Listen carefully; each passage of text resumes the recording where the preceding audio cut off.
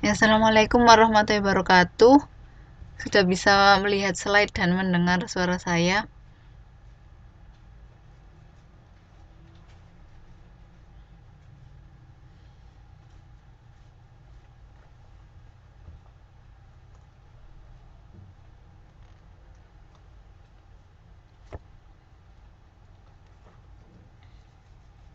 Oh iya, masih sepi ya, masih berapa orang ini? Masih 5 orang. Ya, kita mulai saja ya. Ini kita melanjutkan slide modul 6. Modul 6 yang terakhir-terakhir. Ini sambil saya review sebentar tentang yang kemarin. Tentang pendugaan nilai rentang. Kan kemarin ada yang satu populasi, ada yang dua populasi. Nah, ini untuk yang dua populasi. Kemarin kita sudah menyinggung untuk ketiga rumus ini. Tapi ini saya revisi sedikit untuk slide-nya biar lebih jelas. Jadi di sini untuk rumus yang pertama yang rumus 4.2.9 ini kapan kita gunakan rumus ini? Yaitu ketika populasinya besar, N lebih besar dari 30 pada umumnya. Sampel, jumlah sampelnya ya, N itu jumlah sampel. Kemudian alfa.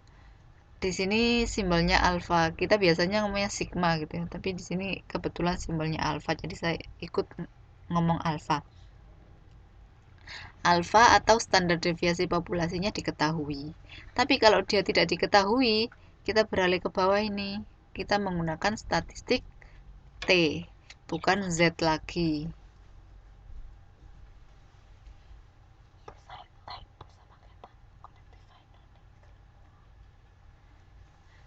Nah, jadi pokoknya ketika dia eh, sampelnya kecil, ketika dia sampelnya kecil dan alfa atau standar deviasinya tidak diketahui, pasti kita menggunakan T, distribusi T. Yang ini distribusi Z. Nah, versi yang ketiga, ketika populasinya dia ini T ini ya. Mohon maaf. Ini harusnya T. T. Ini bukan Z, ini T. Diganti ya. Ini T.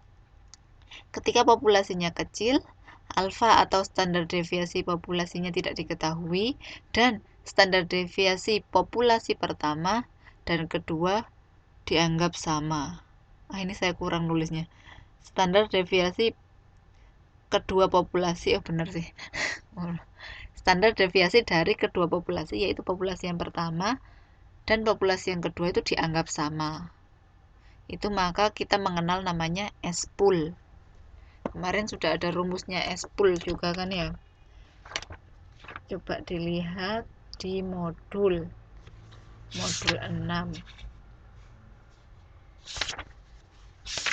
halaman 6.28 itu ada rumusnya S-pool. Tuh akan bisa digunakan. Jadi ini itu T. Soalnya biasanya sampelnya kecil, jadi kita pakai T. Tapi kalau memang sampelnya sangat besar dan standar deviasinya juga keduanya diasumsikan sama, kita boleh pakai Z. Karena ketika populasinya itu 30 ke atas, maka distribusi T ini akan nilainya akan hampir sama dengan distribusi Z. Nah, seperti itu. Ini pokoknya untuk penggunaan rumus-rumus ini itu tolong dihafalkan. Kemudian rumusnya, cara menghafalnya jangan dihafal satu-satu, nanti lama ya. Jadi kalau seperti ini kita akan mencari ada dua populasi. Kita ingin tahu perbedaannya. Perbedaan berarti selisih. Selisih berarti dikurangi kan. Nah, ini mu 1 dikurangi mu 2 misal. Mu itu kalau di populasi, kalau di sampel pasti X bar. Nah, ditambah sesuatu. Ini tuh anggap saja nilai error ininya semuanya. Nah, ini perbedaannya ditambah atau dikurangi nilai error. Errornya seberapa? Cara menghitung error atau simpangannya, kita komponennya pasti ada standar deviasi. Ya, pasti ada standar deviasi. Kemudian jumlah sampel. Ini tinggal menghafal yang sini saja. Kemudian penggunaan Z atau T-nya. Ingat kalau T karena sampelnya kecil, maka kita menggunakan S. Nah, S ini juga varian. S ini juga varian. S kuadrat. Ini sama, cuman simbolnya saja yang berbeda. Cara perhitungannya juga sama. Gitu, ini yang reviewnya ya. Kemudian untuk contohnya, ini saya tidak bahas satu-satu, dipelajari sendiri ya, soalnya nanti tidak cukup waktunya kalau dibahas satu-satu. Ini tolong dipelajari sendiri. Ini sudah jelas ya cara perhitungannya. Ini dikurangi ini sudah relatif jelas. Kemudian ini yang dicari. Ini di buku tidak ada, tapi ini bisa melihat di slide ini. Adalah tabel sebaran tes student. Sebaran tes student. Oh, di buku ada sih. Oh, bukan. Tidak ada di buku ya. Jadi ini merujuk pada slide saya ini saja. Nah, ini contoh cara mencari nilai tabel dari soal ini. Jadi tolong dibaca soal ini. Untuk selanjutnya ada satu lagi untuk mengukur nilai rentang untuk beda nilai rata-rata dua populasi. Namun populasinya berpasangan. Maksudnya berpasangan itu bagaimana? Misal kayak peristiwa sebelum dan sesudah. Misalnya ada yang sakit panas.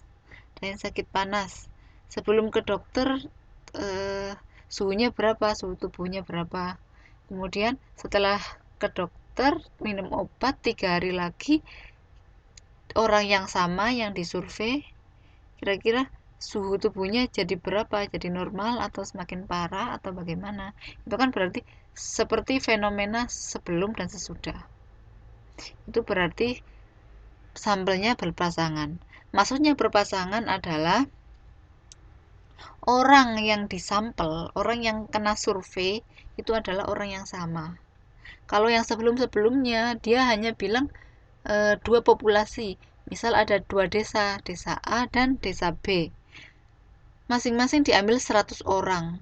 Nah, orang dari desa A sama orang yang dari desa B itu pasti orangnya nggak akan sama. Tapi untuk yang ini subjek atau objek atau sampelnya itu sama. Nah, seperti ini ada mahasiswa. Nilai ujian tengah semester sama akhir semesternya dibandingkan.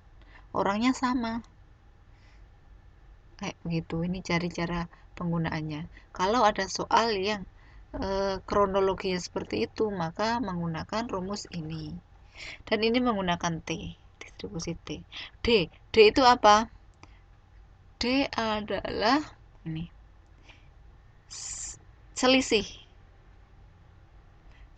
dari ini dan ini.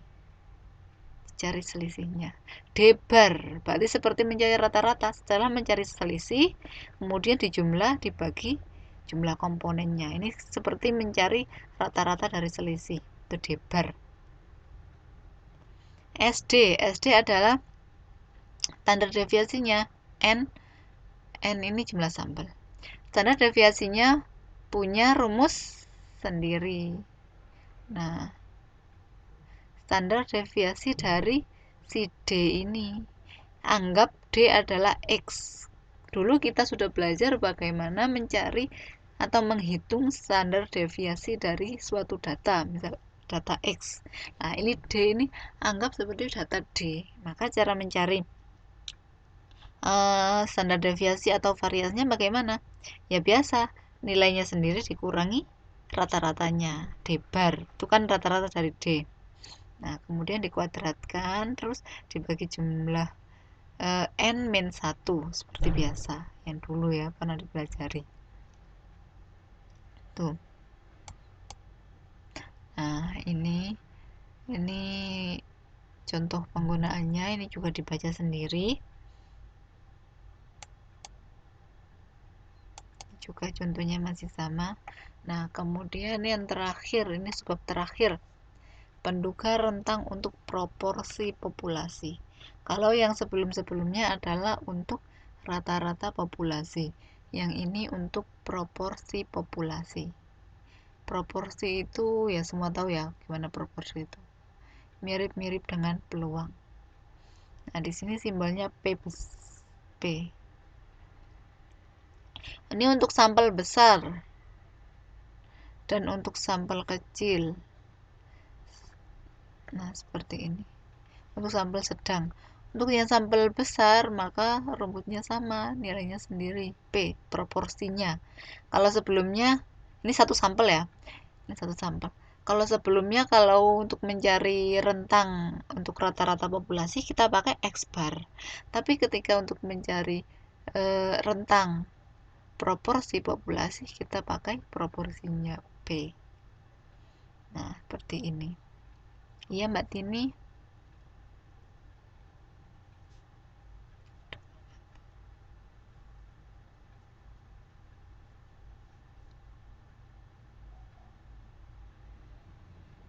Oh iya, ya Mbak Tini, kemarin sakit ya.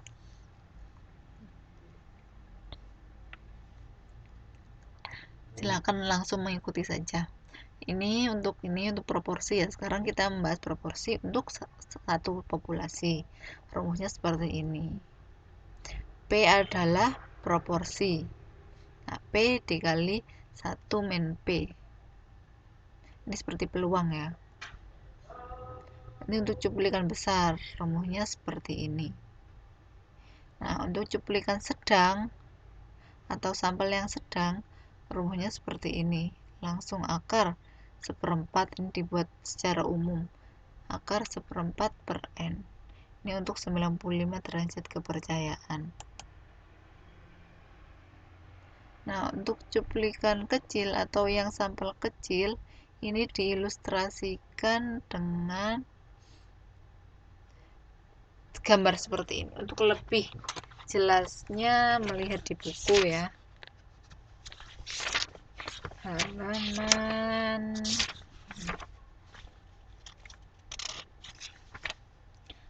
halaman 6.36. Gambar 6.9. Nah, ini contoh proporsi. Nah, gambar ini bisa digunakan untuk menghitung nilai duga rentang populasi yang bisa dipakai untuk sampel yang kecil, sedang, dan besar. Tapi ini ya sulit kalau ini. Butuh tabel ini. Jadi ini menurut saya cuma suplemen atau tambahan saja. Soalnya pas ujian juga tidak akan dikasih tabel ini. Pokoknya nggak boleh buka buku. Jadi ini tidak perlu dianggap serius. Tapi perlu dibaca, tetap sih perlu dibaca ya. Perlu dibaca dan difahami contoh nomor 6. Itu saja. Tidak usah dihafalkan kalau yang gambar ini.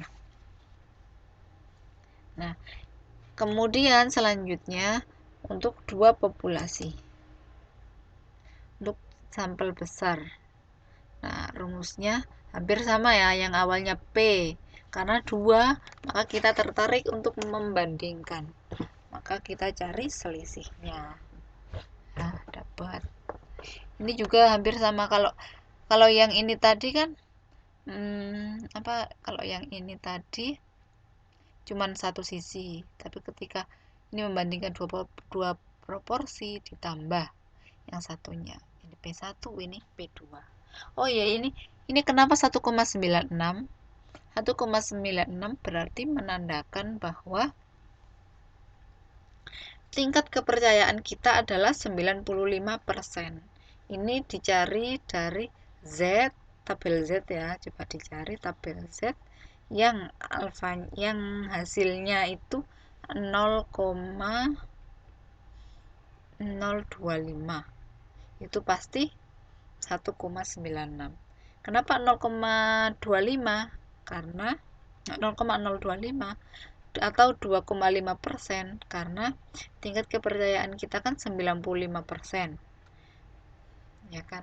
Berarti kan tinggal kalau 100 dikurangi 95% kan 5%. Nah, karena pengujian kita dua arah, maka dibagi dua, jadi 2,5%. Nah, itu nilai Z-nya, mencari di tabel itu hasilnya 1,96.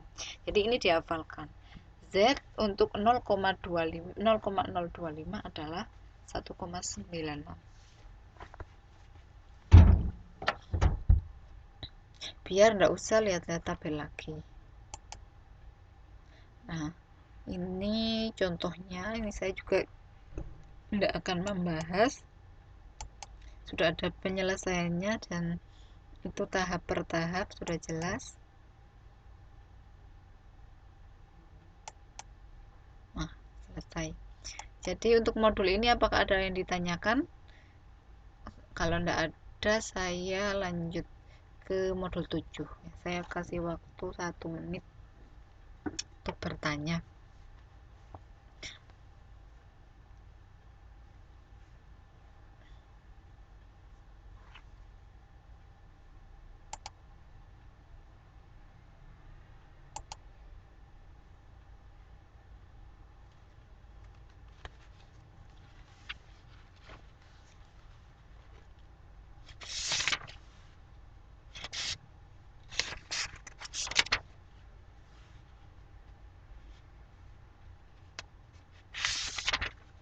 Ya, Mbak Rica silahkan.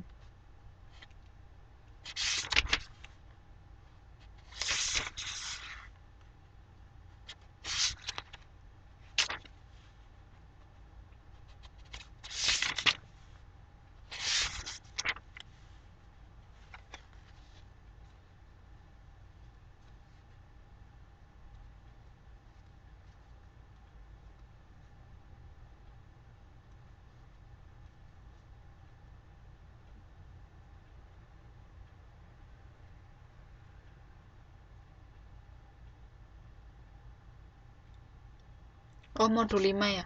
Modul 9 tentang indeks ya. Sebentar saya lihat dulu.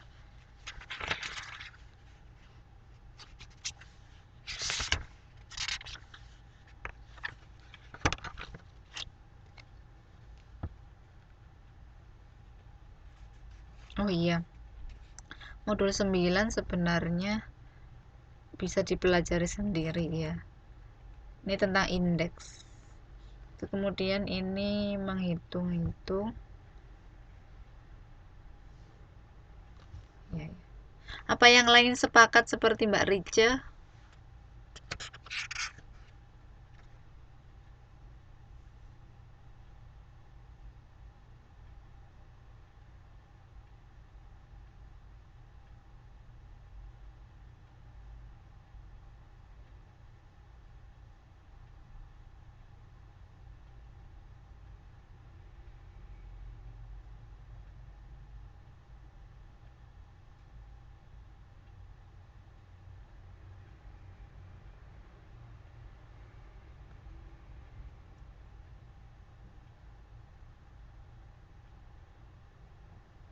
Ya, banyak yang setuju ya. Sebentar. Saya melihat kalender dulu. Jadi tanggal 20 itu kalau jadwalnya UT itu untuk tutorial online-nya sudah berakhir untuk tanggal 20 ya. Nah, pertemuan kita 8 itu kalau minggu ini 2 kali, sama hari Minggu, nanti itu sudah 8 kali. Tapi sebenarnya saya mau saja kalau ditambah satu lagi. Kalau ditambah satu lagi saya mau aja. Cuman saya takutnya tidak bisa pakai online kalau lebih dari tanggal 20. Atau nanti saya tanya lagi ya. Hari Senin apakah ada yang ini, ada kelas hari Senin?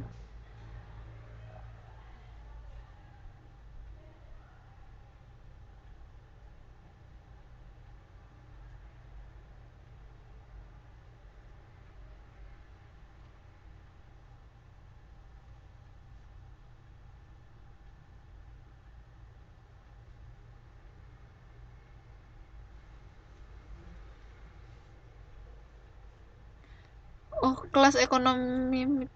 Oh, oh begitu. Jadi belum kuliah sama sekali.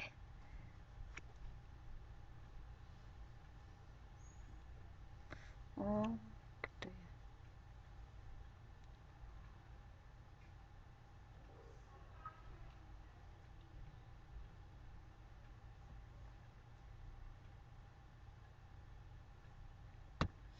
Oh iya ya.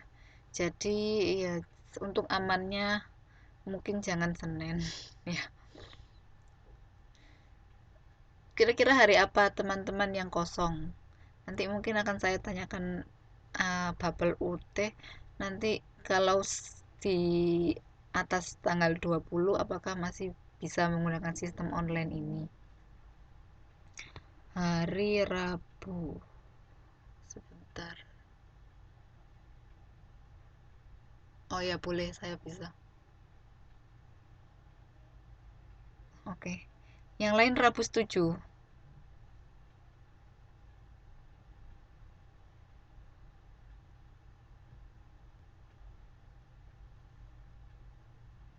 Oke. Oke, sip. Nanti saya konfirmasi lagi ya. Nanti saya post di grup lagi untuk yang kelas tambahannya itu. Sebenarnya lebih enak lagi kalau ini ya ketemu ya, tapi saya bingung.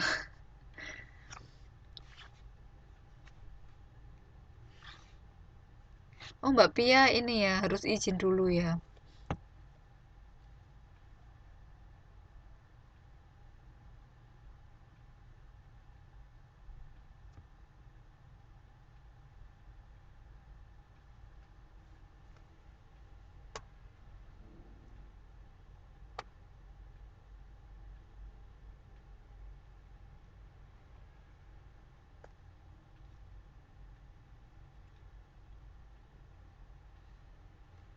Iya, kalau kalau ada kesempatan gitu, sebenarnya saya pengen ketemu, tapi di mana ya maksudnya untuk kayak ada ruangan kayak kelas atau gimana? Saya bingung. Oh, Mbak Fitriana nyampe ini modul 6 selesai, modul 7 baru mau.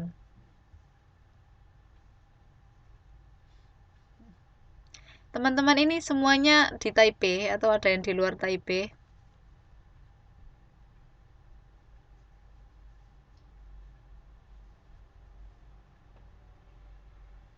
Oh, Mbak Eni jauh sekali ya, Kolosium.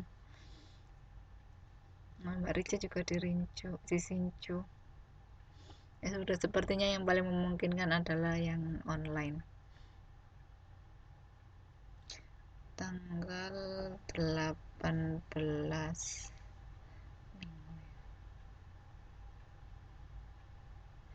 Oh, kalau 18. Oh, boleh Mbak Nurul, nanti saya kabari jam-jamnya, jam saya kosongnya kapan. Oh ya teman-teman, kemudian ini saya sempat ngomong ngobrol-ngobrol sama Mas Eko. Mas Eko itu ternyata banyak ndak bisanya ya kalau ini, kalau hari aktif bisanya yang sering itu hari Minggu, makanya sering tidak masuk. Jadi tolong teman-teman yang ini ya dekat dengan Mas Eko mungkin sering-sering belajar bareng. Soalnya kasihan jarang ikut ke kelas. Oh jauh.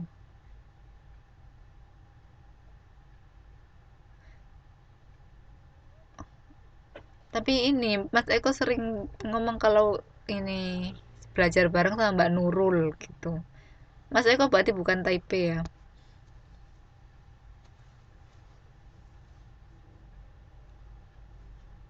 Hmm, iya, iya. Oh pantas. Iya ya.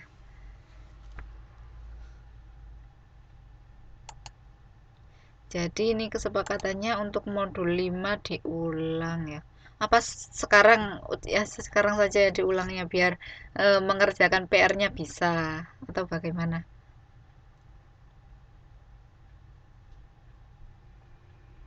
Untuk yang modul 5-nya diulangnya sekarang atau oh, yang hari Minggu sekarang ya berarti.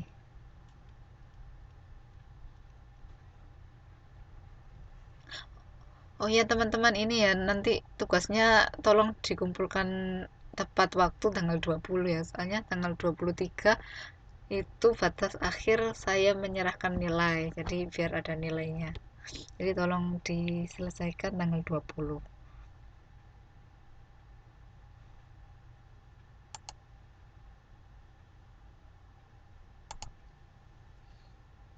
Modul 5.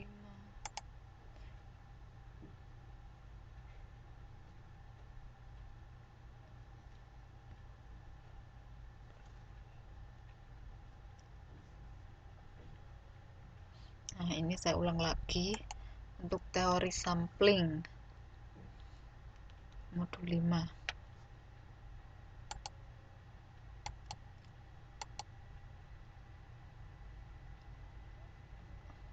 Ini sudah jelas ya, tidak usah saya ulang lagi.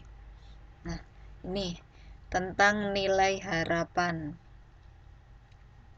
Properti cuplikan acak. Properti itu sifat. Kalau dulu kita belajar matematika ada sifat, misal sifat perkalian, komutatif, asosiatif, dan lain-lain. Ini sifatnya sampel acak. Salah satunya adalah namanya nilai harapan matematis atau simbolnya E. E itu ekspektasi. Ekspektasi dari sesuatu. Kita mengharapkan sesuatu. X adalah data. Jadi kita punya data, misal data tinggi badan, data berat badan balita saat posyandu, misal. Kita ingin tahu nilai harapannya berapa sih untuk berat badan anak-anak balita tersebut. Maka ini logikanya seperti itu ya. Jadi kita menambahkan semua berat badan dibagi jumlahnya. Ini sebenarnya ini seperti rata-rata ya. Nilai harapan itu sebenarnya ya seperti rata-rata. Cuman ini setara matematisnya. Cara menulis secara matematisnya. Tapi saya yakin untuk nanti di soal itu kan multiple choice, pilihan ganda. Sepertinya tidak ada atau tidak disuruh membuktikan. Kecuali kalau esai, mungkin ada kemungkinan disuruh membuktikan. Buktikan bahwa ekspektasi X adalah mu, misal seperti itu.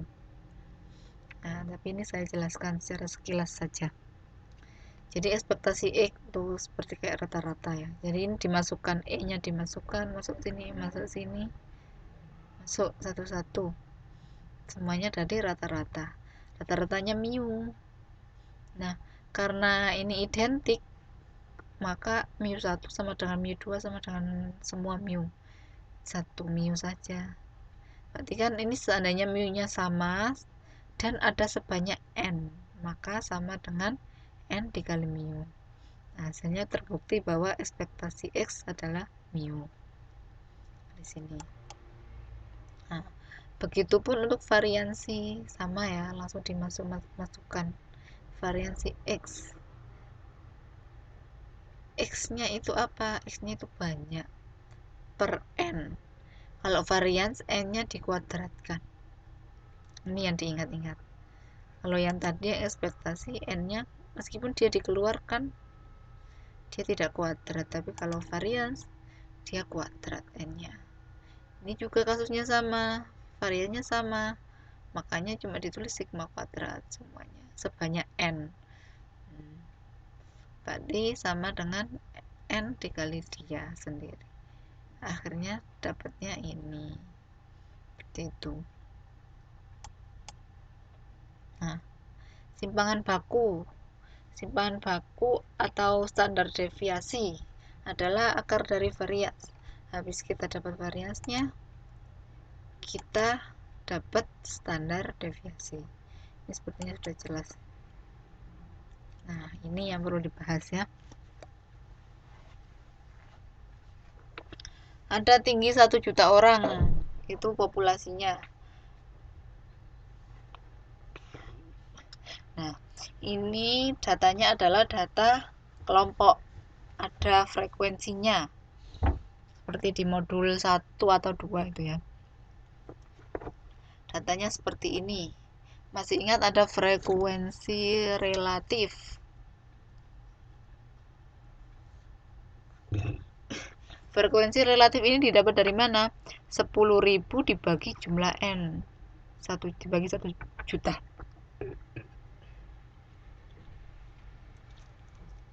(0,06) ini dari mana? 60.000 dibagi 1 juta dan seterusnya.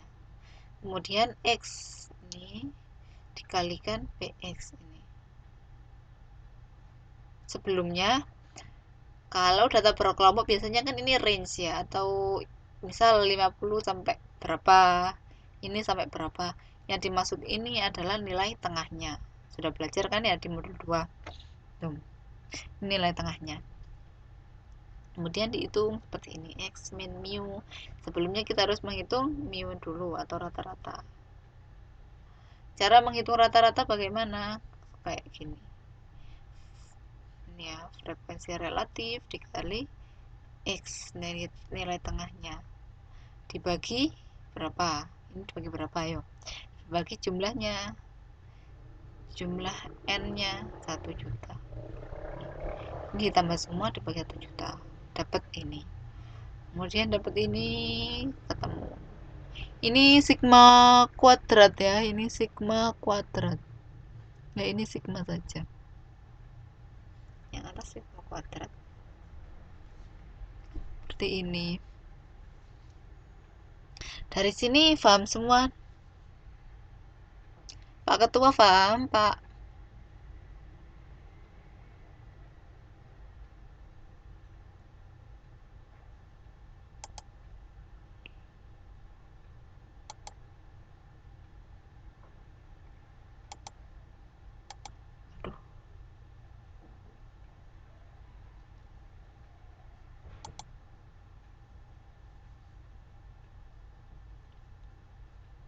Ya. Kalau paham saya lanjut ke selanjutnya. Nah, ini contoh lagi. Tadi kita bahas secara detail ya kalau yang ini. Biar paham. Para pekerja di sebuah industri memiliki rata-rata upah Rp 280.000 per bulan dengan simpangan bakunya 40.000 per bulan. Setiap mahasiswa dari universitas lokal diberi satu proyek untuk menghitung rata-rata upah dari 25 pekerja yang dipilih secara acak. Dari sini rata-ratanya ini dapat ya, simpangan baku sigmanya ini sebesar ini. Dimanakah nilai rata-rata upah cuplikan-cuplikan tersebut dan berapakah nilai simpangan bakunya? Nah, ini jelas, sudah jelas ya.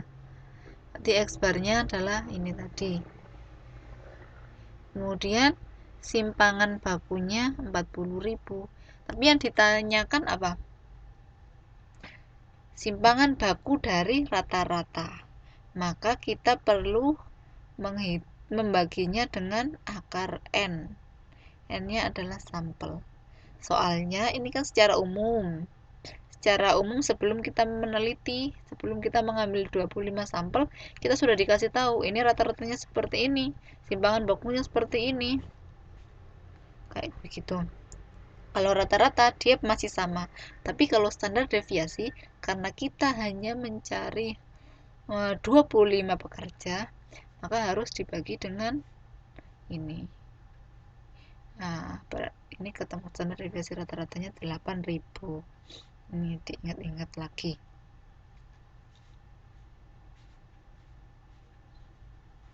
Jelas ya yang ini ya. Kemudian ada yang namanya teorema limit sentral.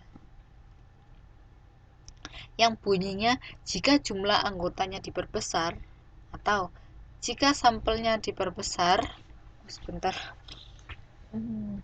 Jika sampelnya diperbesar, distribusi rata-rata cuplikan acak yang diambil dari populasi apapun bentuk distribusinya akan mendekati bentuk distribusi normal dengan rata-rata mu dan standar deviasi atau simpangan baku sigma per akar N.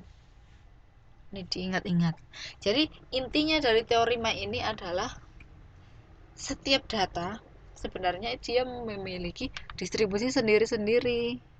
Nah, distribusi normal, distribusi T itu adalah nama distribusi. Iya, Mbak, ini langsung mengikuti saja ya. Ini modul 5. Semua data itu punya distribusi, macam-macam distribusinya. Seperti distribusi normal, distribusi T, dan distribusi lainnya itu adalah nama dari suatu distribusi. Nah, ini teorema ini menyatakan ketika sampelnya itu diperbesar, terus diperbesar, misal kita mau menghitung penduduk kota Jakarta. Ya. Kemudian kita mengambil sampel 100 orang, terus ditambah lagi jadi 200, 300, 400. Semakin bertambah sampelnya, maka dia akan semakin mendekati distribusi normal. Tidak peduli apapun distribusi awalnya. Misal yang ini ya, 100 tadi, pertama ngambil 100, distribusinya itu namanya distribusi A. Terus 200, distribusinya ganti, bukan A lagi tapi B. Itu namanya asal, distribusi asal. Ketika dia diperbesar dan terus diperbesar, dia akan semakin mendekati distribusi normal. Diingat-ingat rata-ratanya mu, simpangan bakunya jangan lupa dibagi akar n. Nah, perhatikan gambar 5.3. Distribusi normal itu adalah distribusi yang bentuknya seperti lonceng. Seperti ini ya. Seperti lonceng. Nah, cuplikan dengan variabel 01. Maksudnya datanya ini adalah data kategorik. Isi datanya, kalau tinggi badan kan isinya angka ya. Ini juga angka, tapi angkanya hanya angka biner, yaitu 0 dan 1. Ini biasanya digunakan untuk menghitung proporsi. Jadi misal kita melakukan penelitian tinggi badan tapi kepada laki-laki dan perempuan, kita kan tentunya ingin membedakan ya, soalnya tidak bisa dibandingkan. Maka kita mengkode, mengkategorikan. Yang perempuan itu 0, yang laki-laki itu 1. Misal seperti itu. Itu yang namanya variabel 01. Ya Mbak Ira, langsung masuk aja mengikuti. Ini kita membahas modul 5. Modul 5 ya, kita mengulang modul 5. Teman-teman tadi request mengulang modul 5.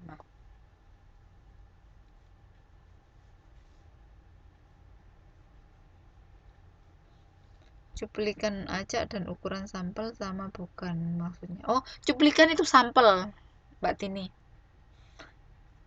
Cuplikan acak berarti sampel acak. Ukuran sampel itu kan N. Ukuran sampel itu N atau jumlah sampel sama. Ukuran sama jumlah sampel itu sama, N. Ini ya, jadi beda ya. Kalau cuplikan acak berarti sampel acak. Cuplikan itu ya sampel. Mungkin karena ini ya, kalau diterjemahkan ke Indonesia kan, ke bahasa Indonesia kan kadang-kadang itu menjadi aneh. Saya juga baru dengar ini kalau buku ini ngomong sampel itu cuplikan. Seperti kayak standar deviasi itu simpangan baku sama. Simpangan baku sama standar deviasi. Nah, jadi ya istilah-istilah Inggris itu banyak yang sudah di apa ya, umum digunakan di Indonesia. Tapi kadang-kadang buku-buku itu masih menerjemahkan ke bahasa Indonesia secara literal.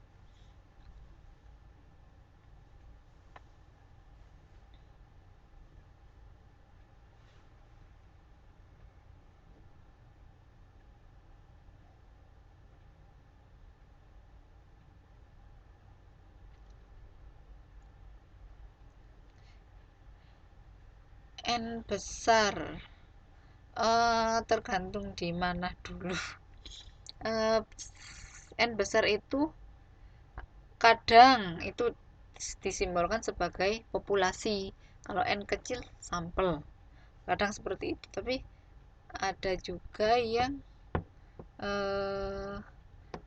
juga yang konteksnya berbeda. Jadi tolong dikasih tahu saya halaman berapa gitu Mbak Tini, biar saya bisa memastikan.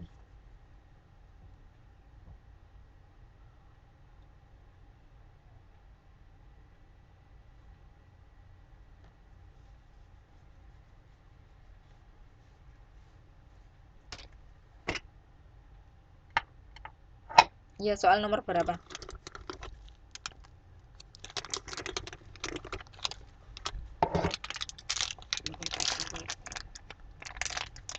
Lima titik 20.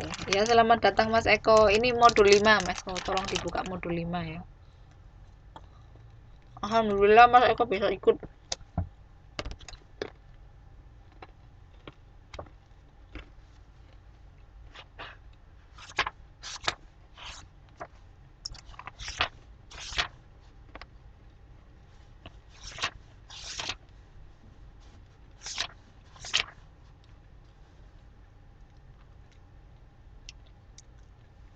Oh iya benar. Nah, halaman 5.20 ini benar kata Mas Eko. N besar itu jumlah anggota populasi. Berarti buku ini mengkontekskan N besar sebagai jumlah anggota populasi. Nomor 4, modul 5, tes formatif 1. Bentar Mbak Tini, saya buka.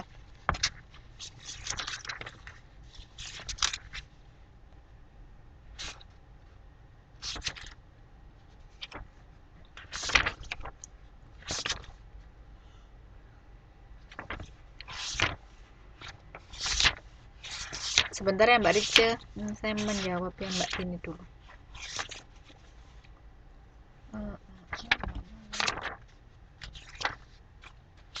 Tes formatif 1 nomor 4.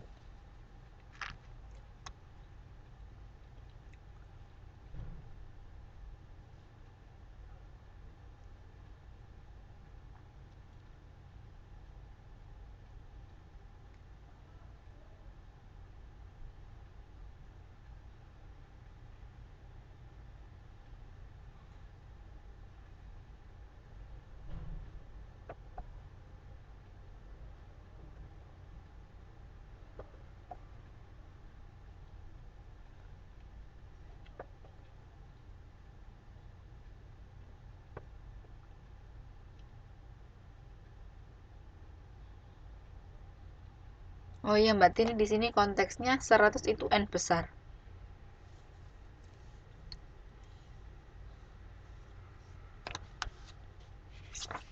Ya, 100 itu N besar, kan populasinya. Sebuah rantai punya mata rantai. Nah, jumlah mata rantai totalnya itu 100. Berarti dia populasinya. Ya. Untuk Mbak Rice, kalau ngitung proporsi atau probabilitas dalam bentuk persen harus dibakukan dulu ya. Maksudnya dibakukan itu bagaimana ya, Mbak Rice? Atau ini, kalau ditulis, maksudnya dibakukan itu diapakan Mbak Rice? Diabsolutkan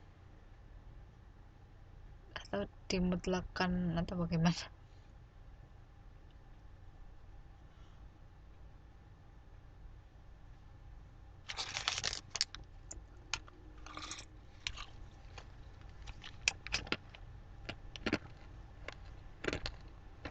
Formatif 2.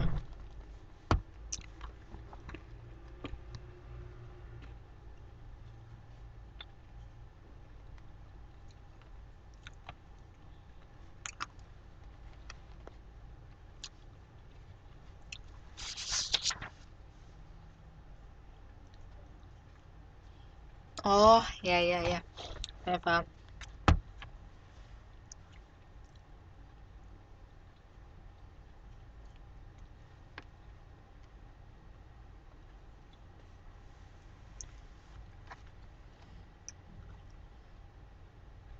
Jadi yang harus diubah ke nilai N dan Z dulu itu adalah yang distribusinya bukan normal. Jadi kita dulu pernah mempelajari kalau dia distribusinya bukan normal, maka bisa didekati dengan normal. Caranya bagaimana? Caranya dibakukan dulu ya. Ya, diubah ke N atau Z dulu. Namun itu untuk yang distribusinya lain dari distribusi normal. Misal kalau di buku kita cuma belajar binomial sama normal. Jadi distribusi binomial bisa didekati dengan normal. Nah, distribusi binomial itu bentuknya adalah proporsi. Maksudnya probabilitas kan. Nah, itu harus dirubah ke bentuk Z dulu. Namun yang ditanyakan Mbak Rice ini kan secara umum. Kalau ngitung proporsi atau probabilitas dalam puluh persen harus dibakukan dulu apa enggak? Enggak, kalau saya bilang enggak. Kalau kita ingin mendekati suatu data yang data itu tersebut distribusinya adalah binomial, saya cuman menjawab sesuai yang kita pelajari saja, sebatas yang kita pelajari saja. Kalau distribusinya itu binomial itu kebetulan adalah bentuknya probabilitas ya. Itu kalau mau didekati dengan normal maka harus dirubah ke bentuk Z dulu. Gitu Mbak Rica. Jelas apa enggak itu penjelasan saya? Kalau enggak jelas boleh ditanyakan lagi, balik bertanya lagi. Atau langsung tunjuk ini halaman berapa? Saya lupa binomial itu modul berapa ya? Modul ini bukan enggak ya?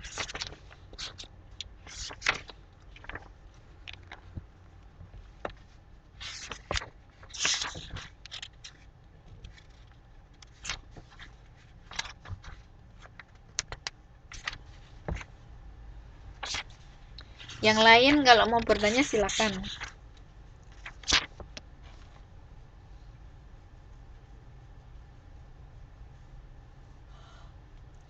Empat titik 40.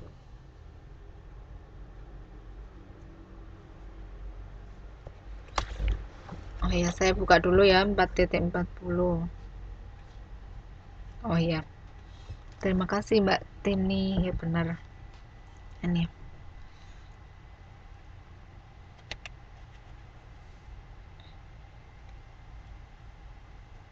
Soalnya contoh sama di soal tes itu beda.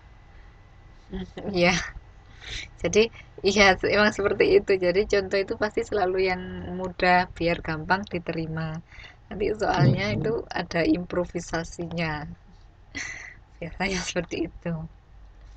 Jadi untuk benar-benar mengetes ini kira-kira paham beneran apa enggak itu Mbak Rizya.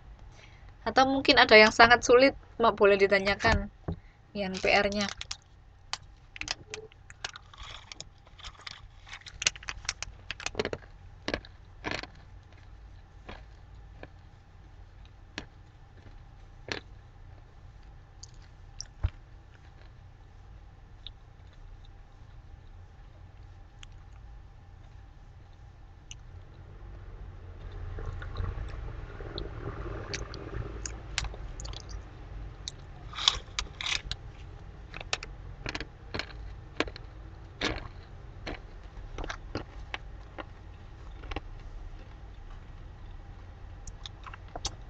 Iya modul 5 Mbak Puji.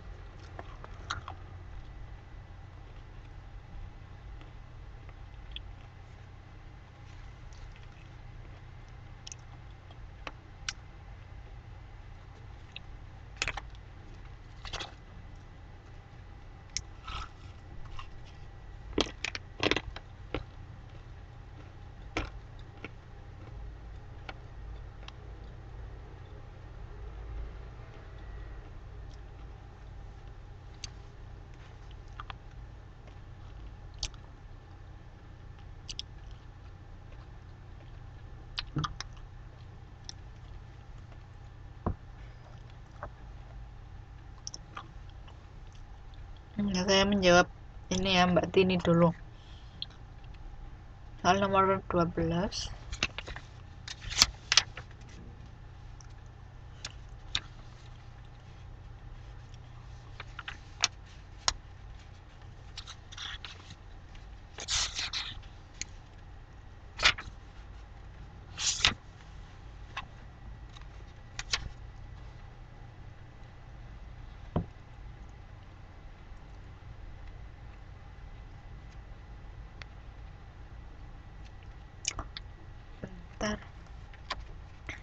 tes formatif 3. Kok enggak ada yang ini ya 3 ya tes formatifnya. Bisa sebut halaman Mbak Tini? Apa itu modul 4? Saya lihat modul 5 kok enggak ada yang ini ya. Enggak ada tes formatif 3.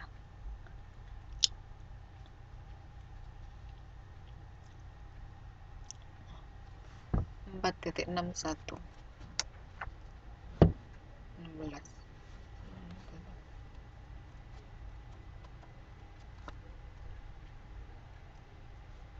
Ya, nomor 12. Pada soal nomor 6, hitunglah probabilitas mendapat titik 4 sebanyak 14 buah atau kurang. Nomor 6.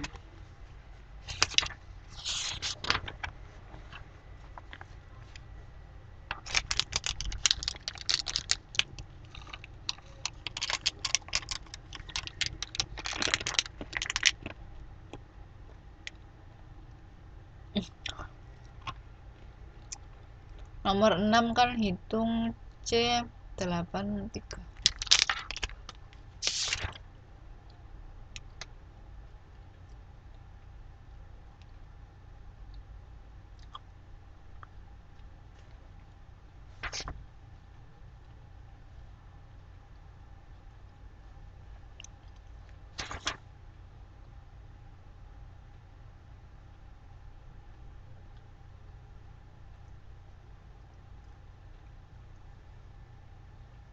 Oh, ini sepertinya nomor 11. Bukan nomor 6.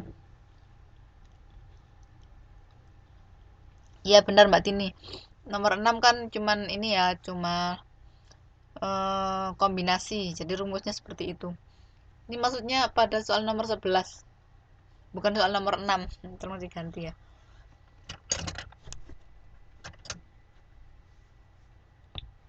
Ya enggak nyambung. Untung ditanyakan ya. Mohon maaf. Saya tidak teliti juga. Nomor 11 bisa mengerjakan semua?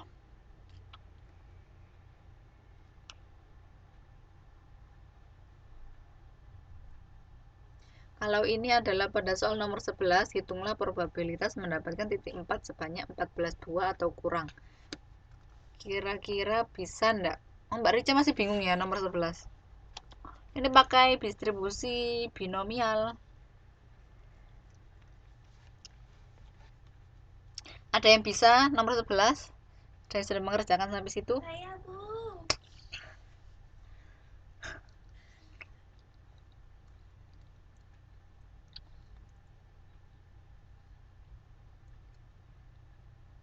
Jadi Mbak Rica seperti ini ya. Kan sebuah dadu dilempar 120 kali. Berapa probability mendapatkan titik 4 sebanyak 14 kali, 18 kali atau kurang. Nah.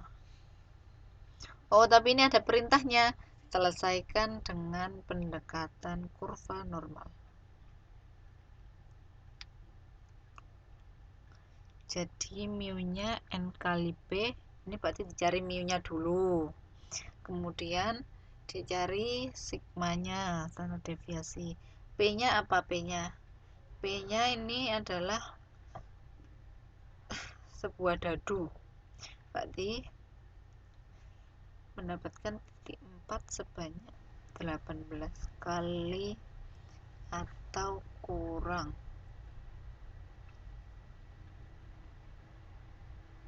Nah, berarti kita harus mencari probabilitasnya dulu.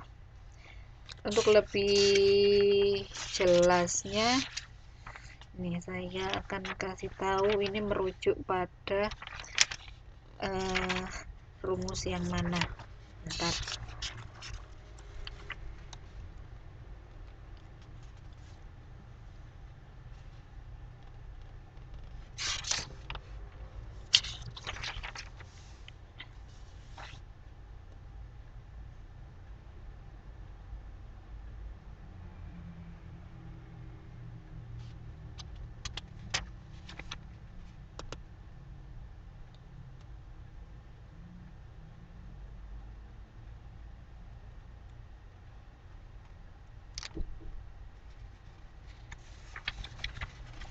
Saya merasa sudah pernah menjelaskan soal seperti ini.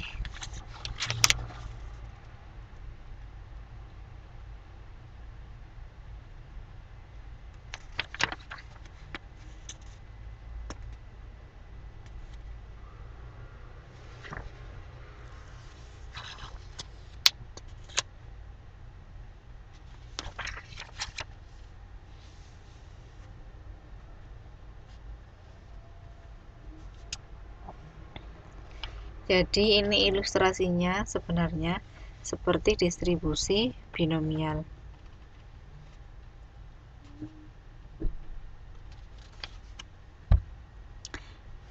Kalau dilihat di halaman 4.41, Mbak Eni, buku tugasnya ditulis jawabannya aja, boleh nggak? Boleh kok, boleh. Nggak usah tulis soalnya, iya, tulis jawabannya aja. Tapi yang hitung-hitungan ditulis ini ya, ditulis cara-caranya, cara mendapatkannya. Coba dibuka 4.41. Nah, di kotak itu hasil pelemparan 5 mata uang. Ini sebenarnya seperti ini.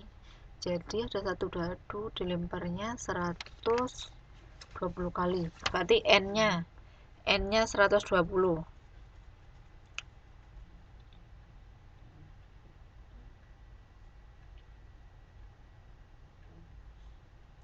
N-nya 120.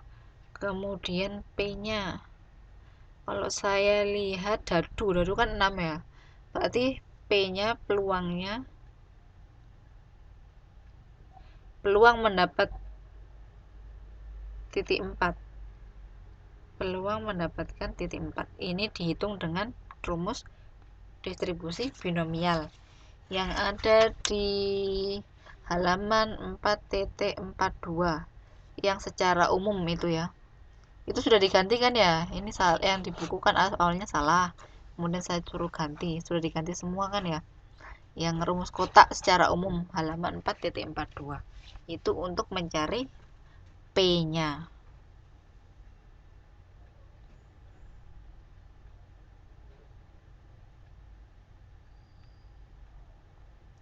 Untuk mencari P-nya. Contohnya.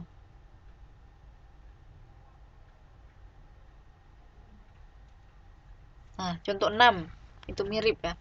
Dari 100 kali lemparan sebuah koin mata uang, rata-rata jumlah burung yang muncul adalah, ini karena cuma disuruh nyari rata-rata ini ya. Nah, kayak gini. Kan mata uang berarti kemungkinannya kan setengah. Ya, peluangnya setengah. Kalau ini dadu berarti peluangnya 1/6. Ya, ini sudah saya kasih tahu ini. Peluangnya 1/6. N-nya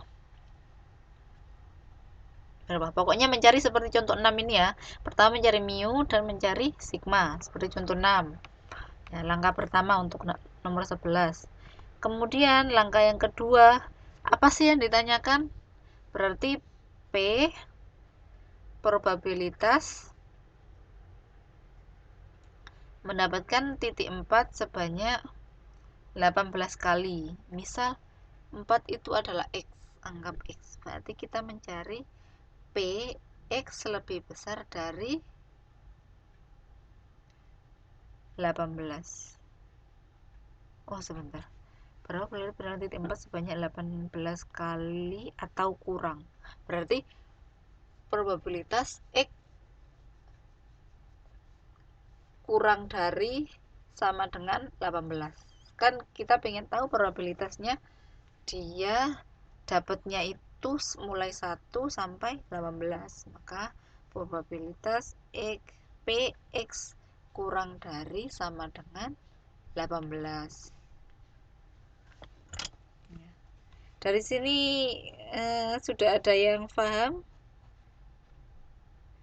X adalah kejadian mendapatkan titik 4. Ditulis.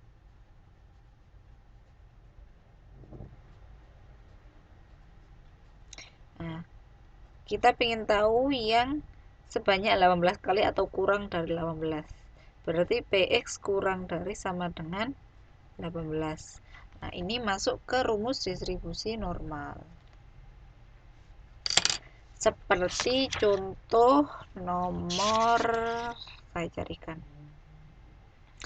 Seperti contoh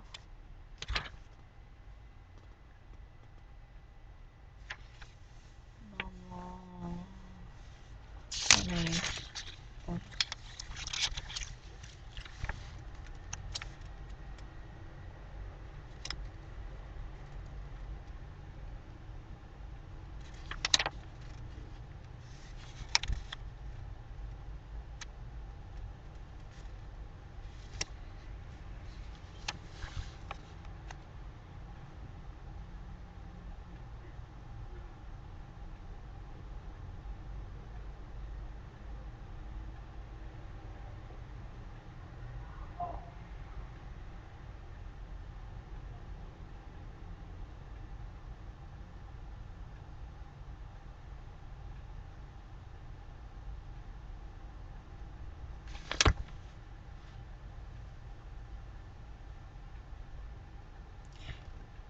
Dilihat halaman 4.53.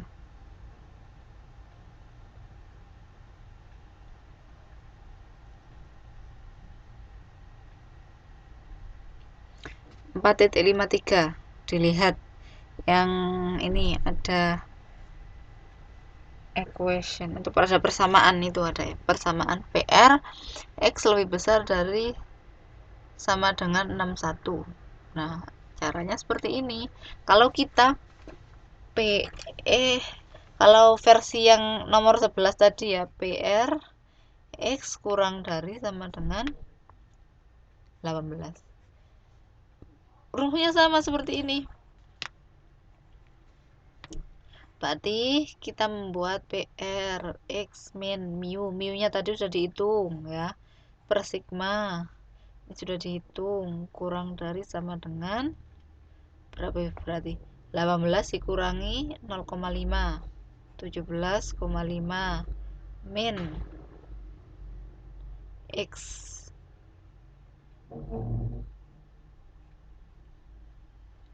per standar deviasinya.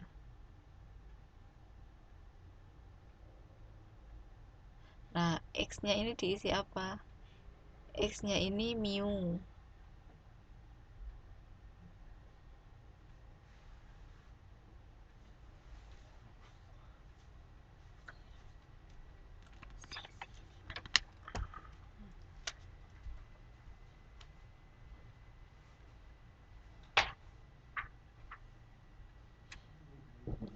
Kemudian SD-nya. Habis itu yang sisi sebelah kiri itu jadi Z.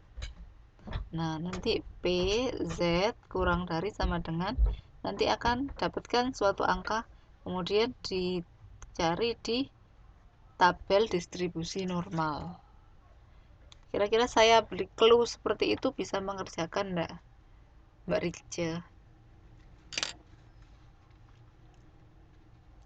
Jadi yang pertama dilakukan tadi mencari mu sama standar deviasi. Sudah kan? Terus merujuk ke halaman 4.53. Ke situ.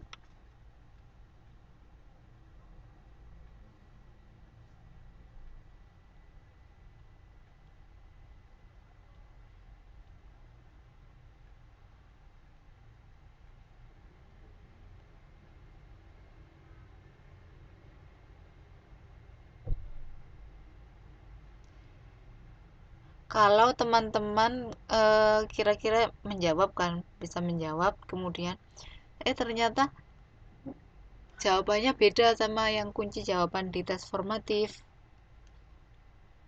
Ya kayak Mbak Tini ini. Kalau jawabannya itu beda sama yang tes formatif, tapi merasanya itu merasa sudah benar. Pokoknya cara menghitungnya itu merasa sudah benar, sudah yakin ini benar, maka tulis saja nggak apa-apa. Tolong saya dikasih ini ya dalam kurung, misal berbeda dengan kunci jawaban gitu. Nanti saya jadi gampang untuk ngeceknya. Kalau Mbak Tini hasilnya yang berbeda, nggak ada di tes formatif, tapi Mbak Tini sudah yakin bahwa cara menghitungnya itu benar, maka tulis saja, nggak apa-apa berbeda sama tes formatif. Soalnya dari yang dulu-dulu kan juga jawabannya banyak yang salah ya, jadi saya juga tidak terlalu percaya dengan kunci jawaban tes formatif.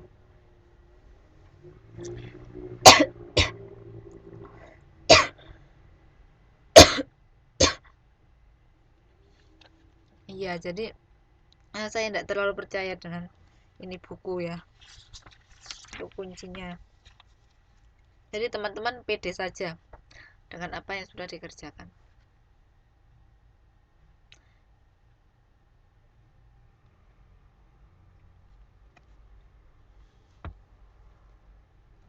Kira-kira ada lagi yang ditanyakan?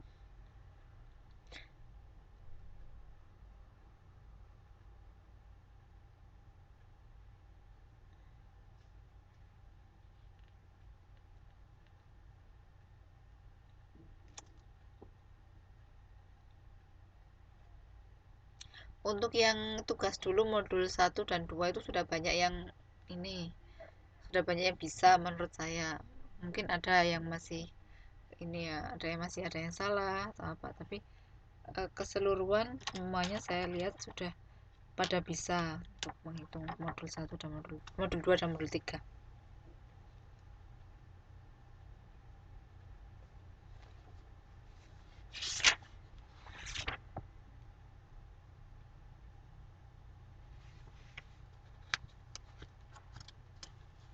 Ini kalau tidak ada yang tanya lagi berarti saya melanjutkan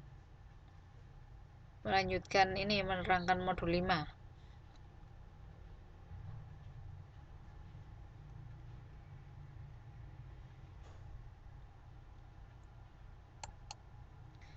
Jadi sini nah, kita perbanyak ini saja ya, latihan soal coba, karena sepertinya teman-teman ini susah untuk menerapkan suatu soal ini pakai rumus yang mana, ini adalah kasus yang mana, itu kayaknya masih belum bisa ya, masih belum terlalu bisa menerapkan.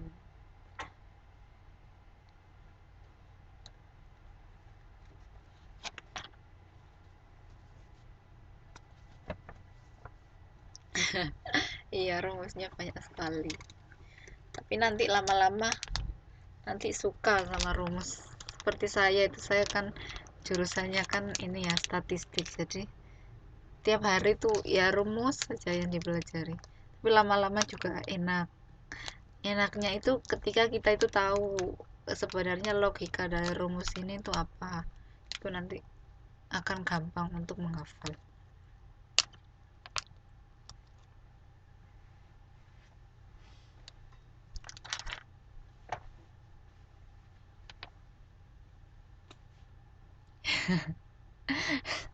Ya jadi tidak apa-apa, semangat untuk kuliah. Setelah statistik ini sepertinya sudah tidak ada hitung-hitungan lagi, mungkin akuntansi mungkin ya.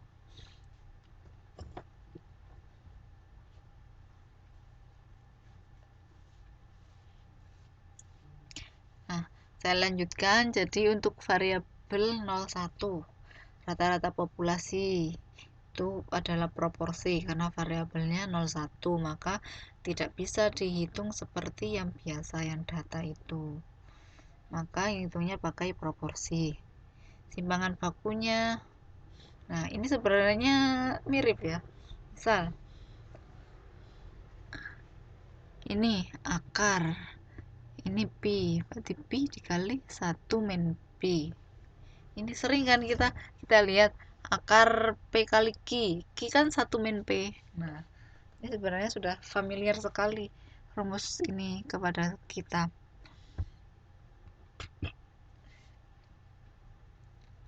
Nah, di sini simpangan baku kalau proporsi berarti langsung P ya, langsung dapat. Kalau dapat proporsi berarti itu adalah termasuk rata-ratanya. sudah sama. Kemudian ini standar deviasinya selalu akar P kali Q adalah 1 min P. Itu sudah rumus yang biasa ya, sudah rumus yang umum. Nah, ini ya rata-ratanya sama kan ya, sama proporsi ya, memang sama kalau proporsi. Ekspektasinya sama juga, ekspektasi kan rata-rata sama juga. Nah, simpangan bakunya ketika menginjak ke sampel, yang sini masih populasi ya, ketika menginjak ke sampel, seringnya kalau varians itu dibagi N, karena ini standar deviasi, maka di akar dibagi N. Nah, seringnya seperti itu. Nih.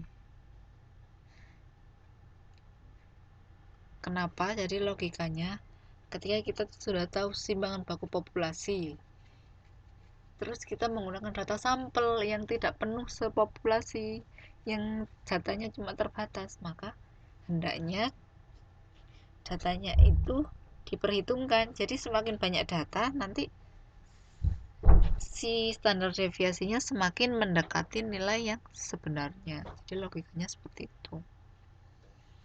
Ini paham ya? Contoh. Ya Mbak Tini silakan.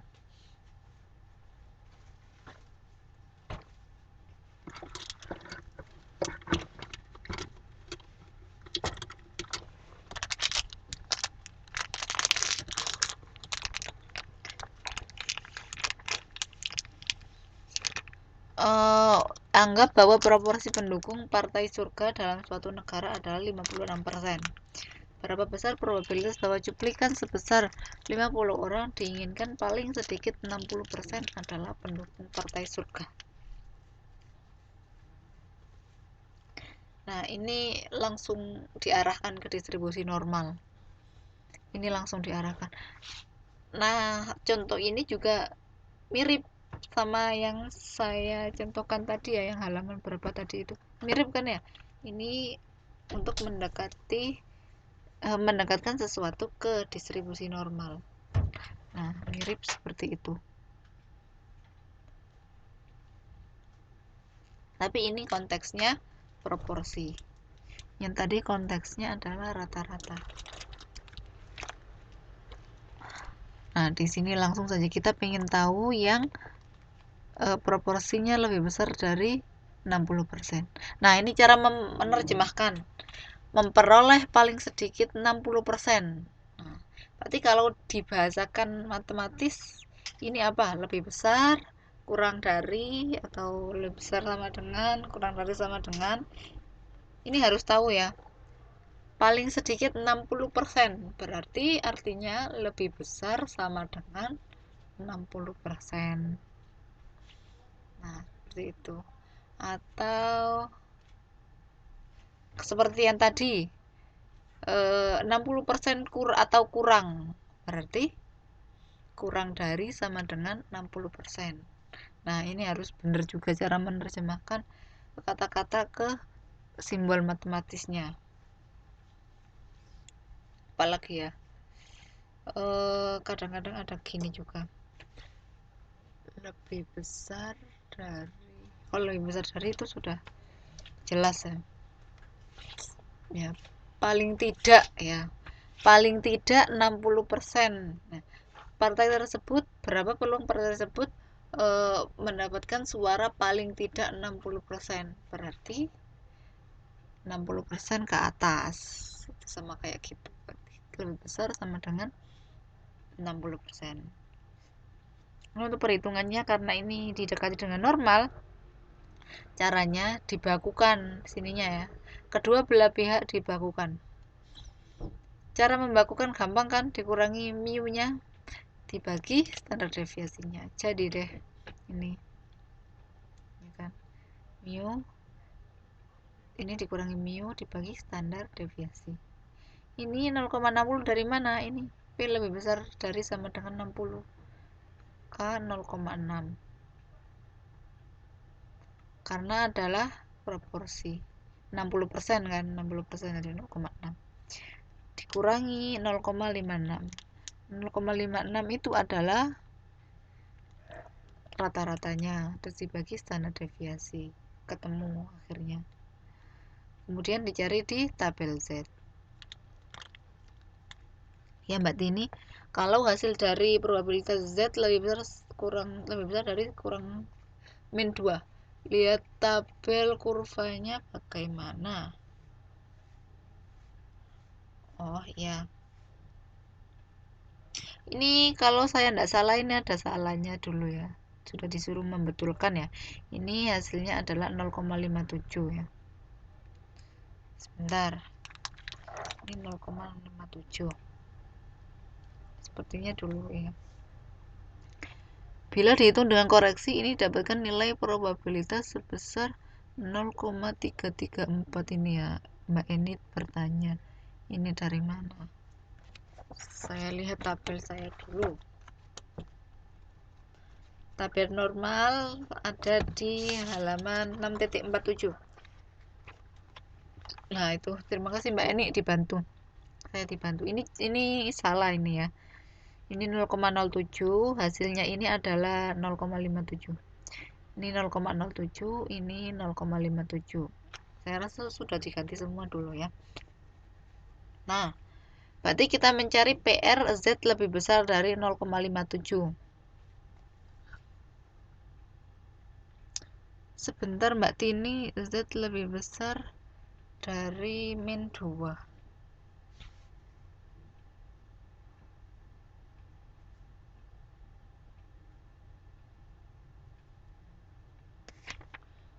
Z lebih besar dari min 2. Ini T. Oh maaf, bukan tabelnya bukan di halaman itu tadi ya. Salah.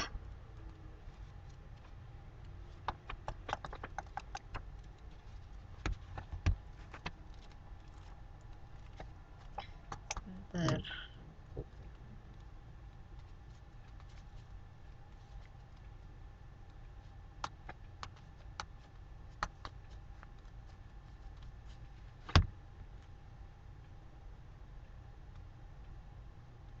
Ini distribusi T.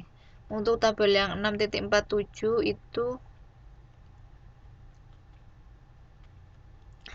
ini perasaan saya sudah menjelaskan dulu sebentar. Saya bisa dikasih tahu tabelnya halaman berapa? Pokoknya bukan tabel 6.47.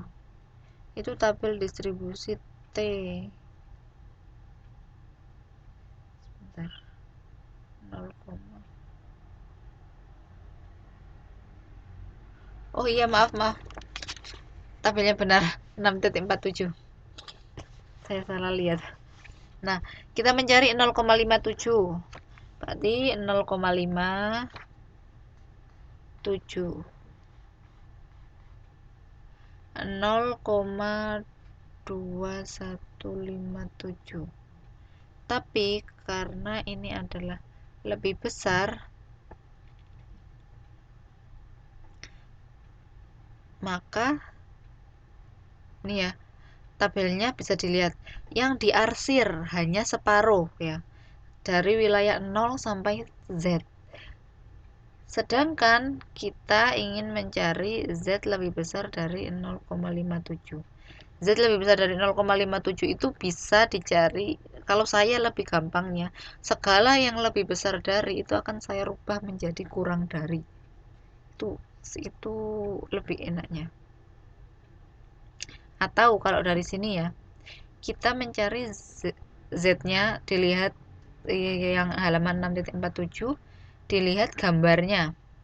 Kita mencari Z lebih besar dari 0, oh iya Mbak Puji silakan. 0,57.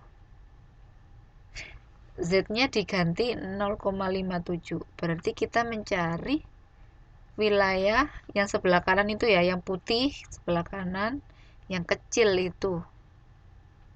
Nah, nilainya kalau di dalam tabel yang garis yang diarsir itu 0,57 adalah 0,2157. Nah, 0,2157 itu gak yang diarsir. Kita mau mencari yang putih itu. Maka yang putih adalah 0,5 dikurangi 0,2157. Paham enggak kenapa 0,5? Karena luas total distribusi normal adalah 1. Jadi ketika dibagi menjadi dua bagian yang sama besar, maka nilainya adalah 0,5. Ya. Target kita adalah mencari yang putih itu ya, karena lebih besar dari. Paham enggak Mbak Eni, Mbak Tini? Kalau Mbak Eni tanya 0,334 itu dari mana? Itu saya juga enggak tahu, itu salah kayaknya. Yang 0,334 enggak ada nilai 0,334.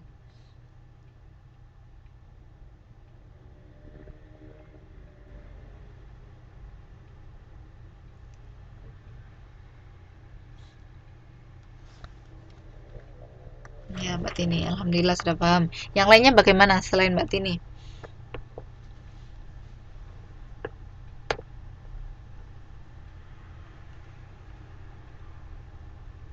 Jadi tapi Mbak Tini tadi tanya kalau mencari min 2 ya. Min 2. Bisa dicari di 2 Mbak Tini. Karena distribusi normal itu simetris. Jadi nilainya misal min berapa itu sama. Distribusi normal itu simetris, jadi kalau itu nggak peduli dia nilainya minus apa positif, itu hasilnya sama. Jadi dicari di 2. Yang lainnya paham enggak? Iya. Iya, bener Mbak Tini. Sama.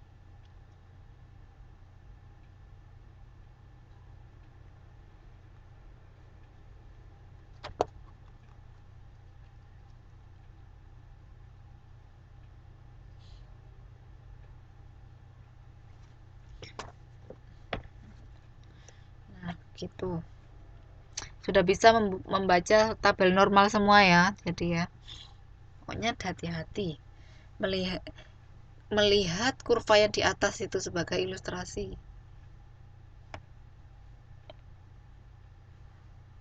Pokoknya nilai yang ada di tabel yang di buku itu, nilainya itu adalah nilai dari kurva yang diarsir itu, daerah itu saja. Saya lanjut ya. Ini rumus saja, ini sifat juga ya.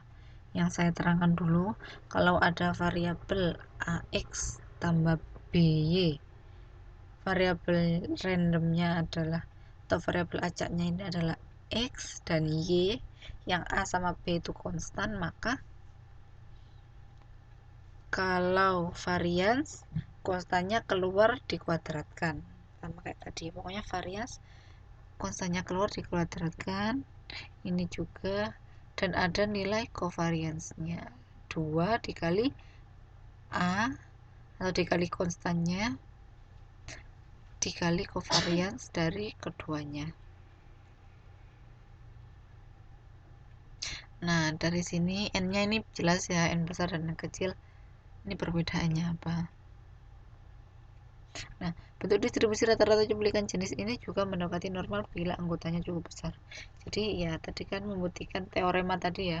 Jadi apapun itu akan mendekati normal bila anggotanya cukup besar.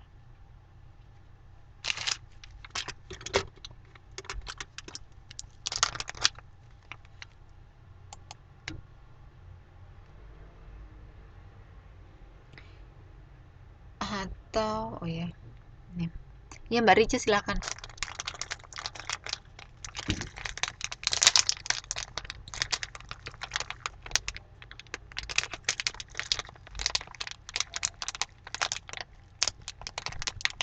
Pengembalian dua momen.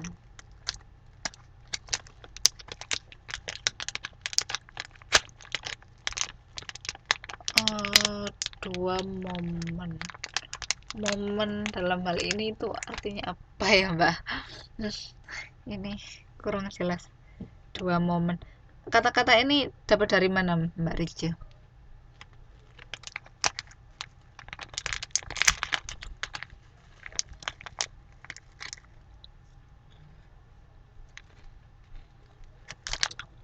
Soal nomor 3. Berarti halaman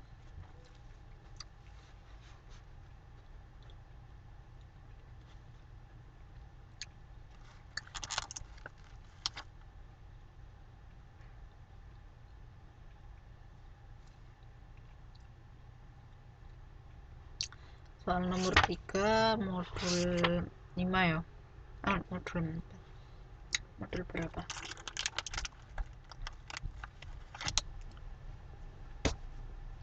Lima 23.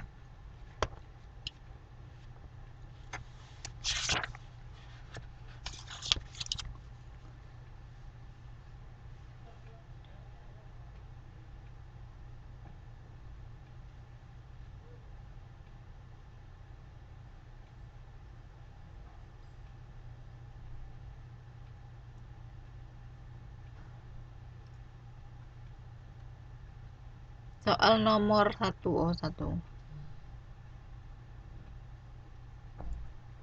Oh, ini ya dua momennya.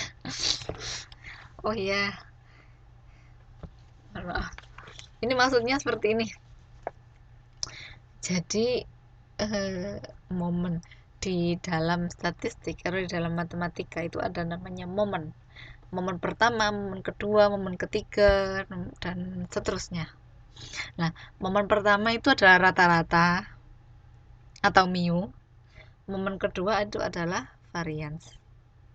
Nah, ini maksudnya contohnya Mbak, soalnya ini tanya bila dari populasi diambil cuplikan acak dengan pengembalian, maka dua momennya itu apa? Dua momen yang dimaksud adalah rata-rata dan variansnya itu apa?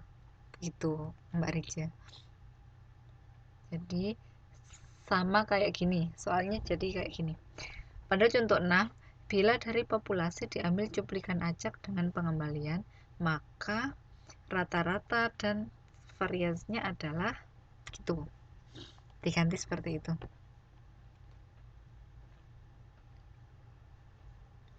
Yang nomor 3 bisa enggak?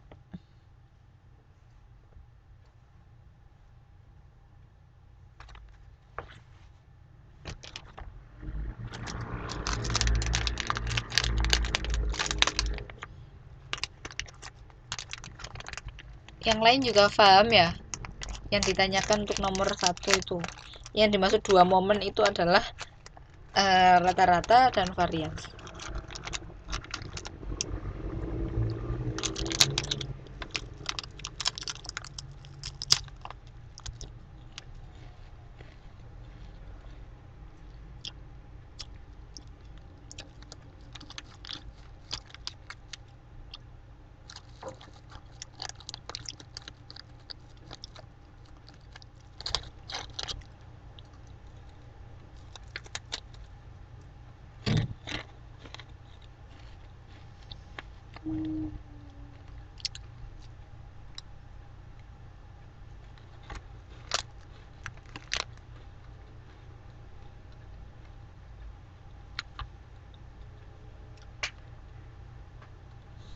Yang nomor 3 gimana Mbak Rica? Jadi tanya. Atau yang dimaksud tadi nomor 1 ya? Nomor 3 kira-kira bisa enggak teman-teman mengerjakan?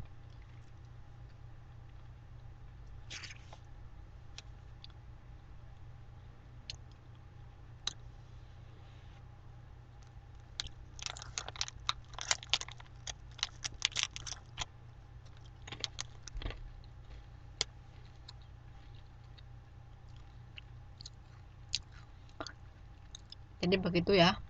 Apa saya lanjut ya? Yang ini. Untuk di slide-nya. Saya lanjut saja ya.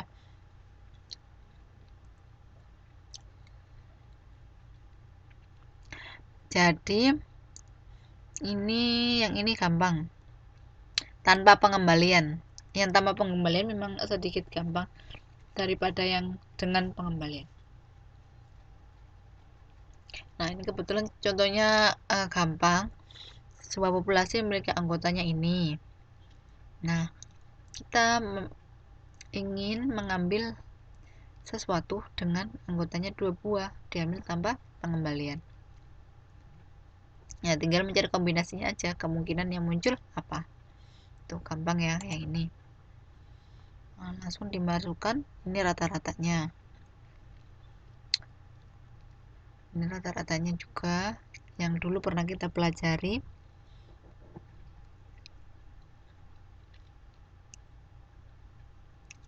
Kemudian ini sudah ada rumusnya kan ya, jadi tinggal dihafalkan. Nah, secara umum si varian sampel adalah sigma kuadrat per n. Ya. Tapi yang di sini tanpa pengembalian ada tambahan. Tambahan ini n besar dikurangi n kecil atau jumlah populasi, total populasi dikurangi jumlah sampel dibagi jumlah total populasi dikurangi 1. Ini hasilnya udah dapat. Ya, gampang ya yang ini. Tapi yang tanpa pengembalian udah dikasih contoh ya. Yang dengan pengembalian, sebentar saya lihat modulnya.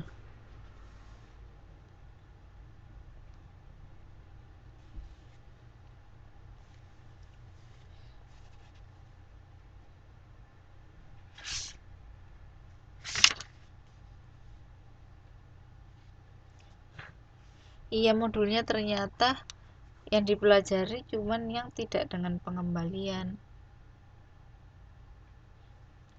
Tapi pertanyaannya dengan pengembalian.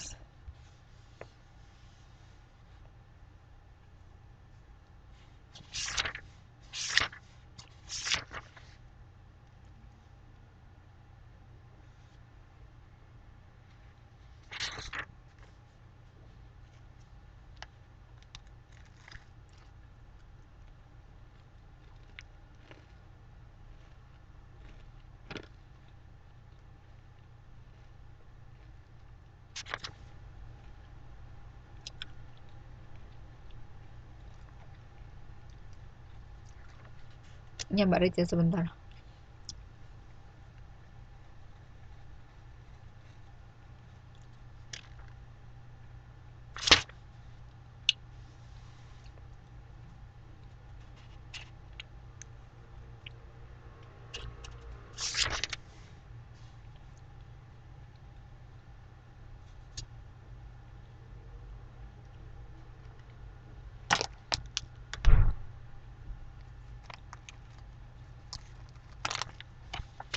Pada contoh 6.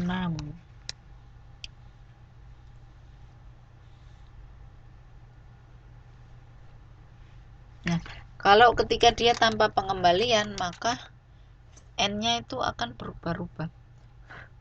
Maksudnya ketika kita sudah mengambil 1, misal n awalnya itu 25. Ketika sudah diambil 1, tinggal 24. Diambil kedua kalinya tinggal 23. Diambil ketiga kalinya tinggal 24. Gitu.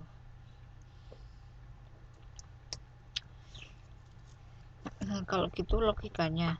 Tapi ini saya heran sama bukunya, kenapa dia menanyakan sesuatu yang tidak diajarkan.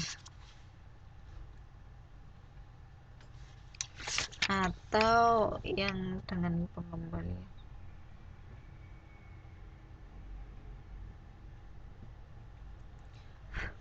Gini saja ya, yang nomor 1 dan yang nomor 3.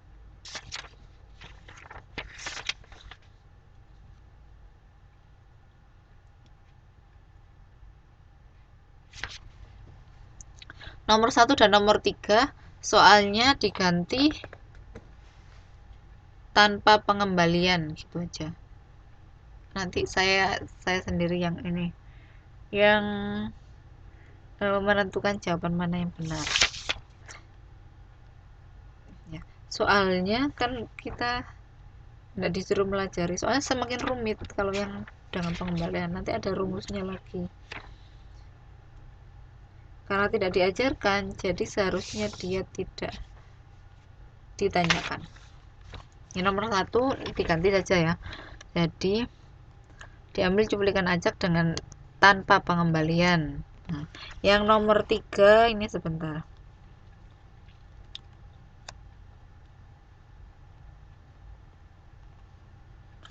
Nomor 3 itu bonus, nggak usah dikerjakan saja.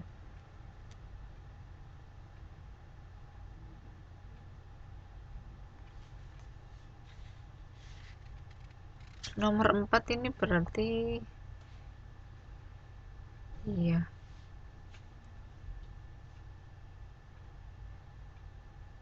Sebentar ya, nanti saya kabarin lagi yang ini. Saya ingin berpikir ini kira-kira diapakan supaya fair bagi teman-teman. Jadi yang nomor 1, nomor 3 dan nomor 4 jangan dikerjakan dulu. Nanti saya kabari lagi ini. Mungkin nanti saya ganti soalnya atau apa. Ya, saya pikir dulu. Soalnya ini butuh lama mempertimbangkan. Ya, jadi nomor 1 tes formatif 2 halaman 5.23, nomor 1, nomor 3 dan nomor 4 ini dulu, di skip dulu, dikerjakan yang lain dulu.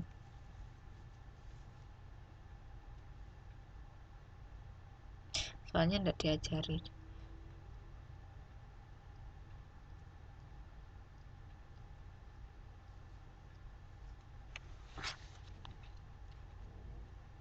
Ada lagi yang ditanyakan?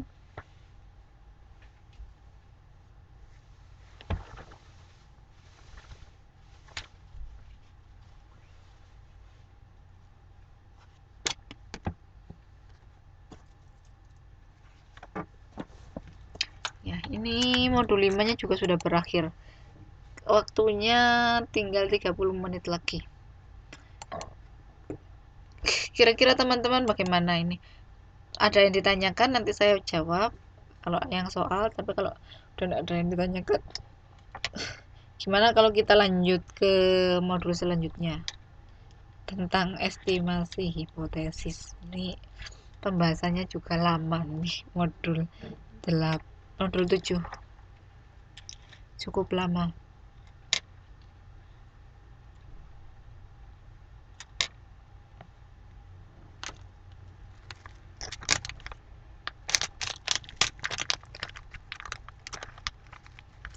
Gimana Mbak Reja?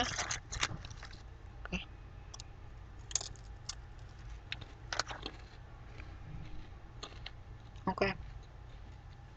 Boleh saya lanjut ya, modul 7.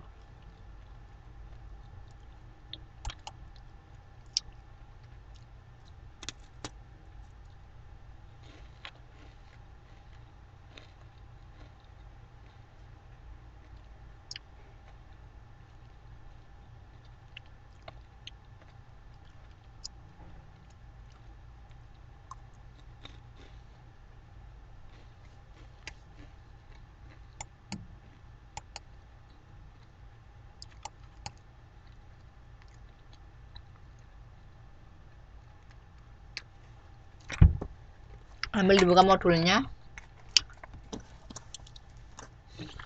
Jadi untuk penelitian biasanya kita sering sekali menggunakan hipotesis awal, hipotesis alternatif. Nah, ini butuh logika ya juga di sini.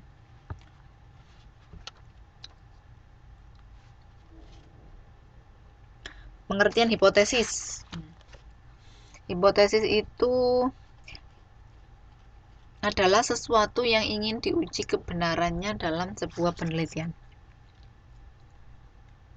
Misal dalam penelitian itu pasti ada tujuannya. Tujuannya untuk mengetahui bla bla bla bla gitu ya, untuk mengetahui ini.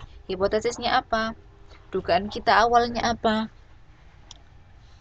Kemudian sama dugaan dugaan yang lain. Jadi hipotesis itu dibagi menjadi dua. Ada hipotesis 0,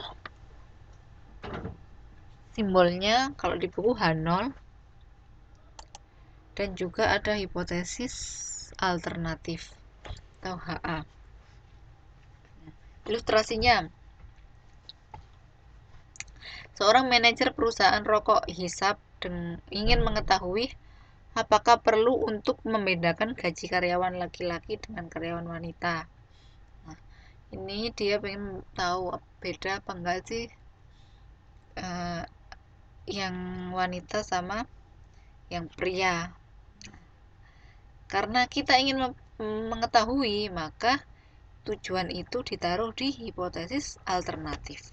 Lihat yang bawah. Gaji pria, gaji wanita. Taruh di sini. Hipotesis awal itu apa? Hipotesis yang diketahui sekarang. Sebelum dia melakukan penelitian, asumsi awalnya adalah gaji pria itu sama dengan gaji wanita. Nah, dia kepingin mengetahui sesuatu yang lain. Apakah gaji pria itu berbeda dengan gaji wanita? Makanya, tujuan penelitian itu selalu ditaruh di hipotesis alternatif. Ini nanti kalau membuat penelitian tentang tugas akhir atau skripsi ingat-ingat ya. Kayak gini. Kemudian ada yang namanya uji dua sisi. Ada yang namanya uji satu sisi. Maksudnya dua sisi atau satu sisi itu apa?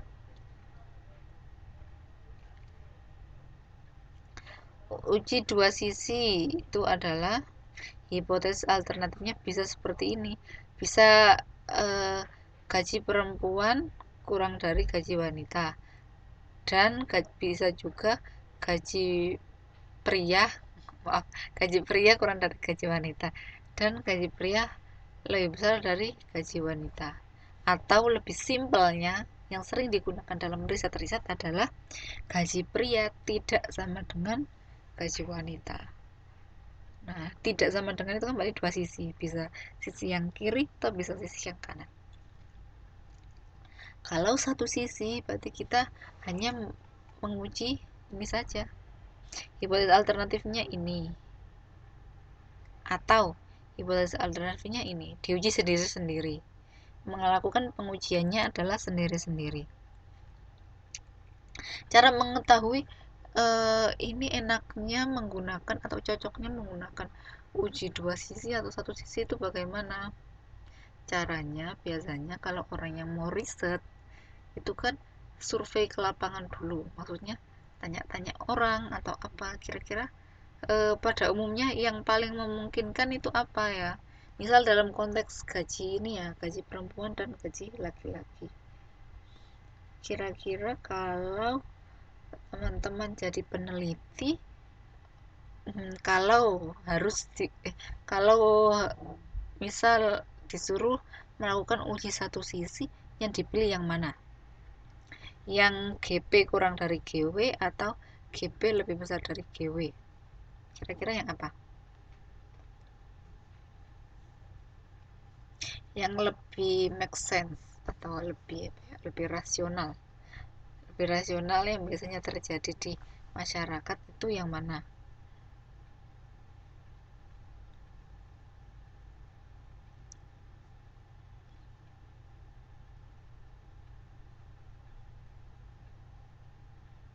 Ya, benar sekali.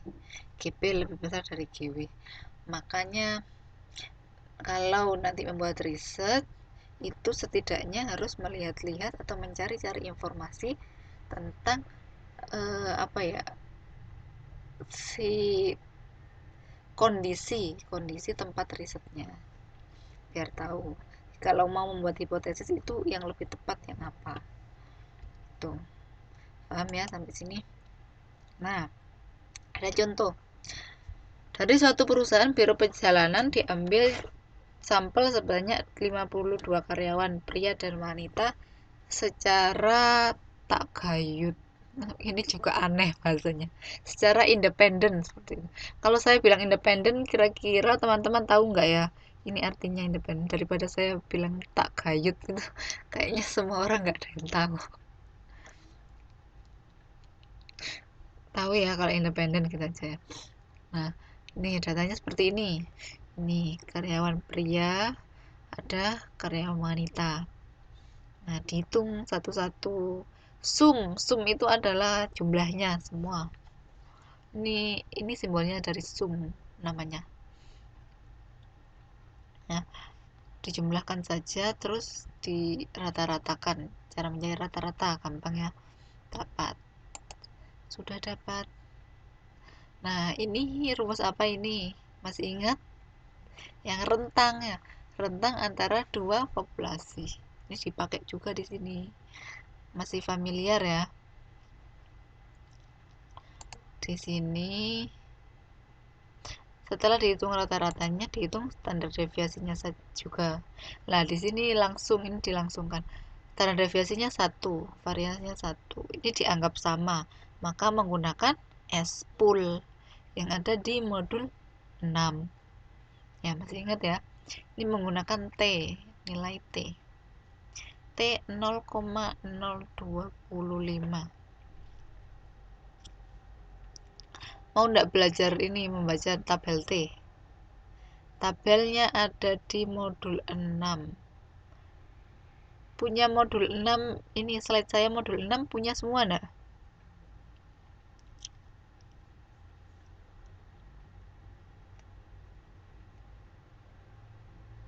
Atau lihat sini saja ya, saya bukakan. Ini T-nya 0,025. Nah, kalau distribusi T kita juga harus memperhatikan jumlah sampel. Jumlah sampelnya adalah 52.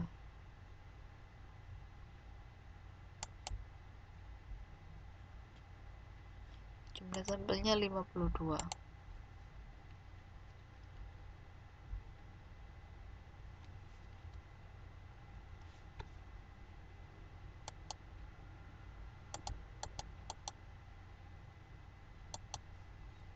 Ini kok modul 6.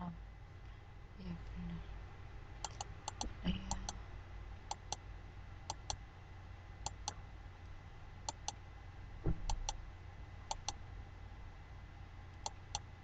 Oh, ini modul 5.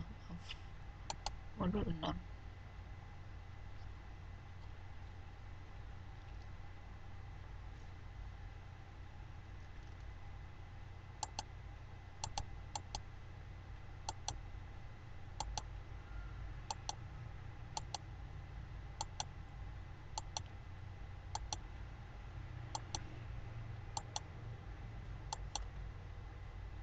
Nah, ini tabel ini. Ini namanya tabel T. Kalau tabel T ini kita melihat yang atas ini. Tadi T-nya 0,025. Berarti kita cari 0,025. Sepertinya di sini, aduh saya juga tidak kelihatan. Nah, ini. Sepertinya itu di sini ini 0,025 ya. Kalau nilai Z berarti kita kan nyarinya dari pinggir dulu terus ke sini ya. Kalau tabel T beda lagi. Kita langsung melihat alfanya berapa. T berapa gitu. Ini kan T 0,025. Kira-kira itu di sebelah apa sini ya? Saya tidak kelihatan. Tapi anggap saja lah di sini, anggap saja di sini lah, ya, anggap saja di sini. Nah, ini ada V. V itu derajat bebas, dB itu ya. dB kalau di buku. Itu rumusnya N-1, jumlah sampel min 1. Jumlah sampelnya ada 52 tadi, jadi 51. Nah, di sini tidak ada 51. Gimana caranya? Caranya adalah dengan interpolasi. Kan 51 kan berada di antara nilai 40 sama 60. Berarti nilainya nanti diluruskan ini ke sini. Nanti dilakukan interpolasi di sini. Gitu. Ini sepertinya tidak akan ini apa? Saya sebenarnya bingung ini, kalau nggak ada tabelnya itu juga nggak bisa mengerjakan. Ini nanti soalnya nanti dikasih tabel atau enggak tuh ya untuk yang UAS, itu saya juga khawatir. Harusnya itu dikasih. Setidaknya teman-teman bisa membaca kurva distribusi normal.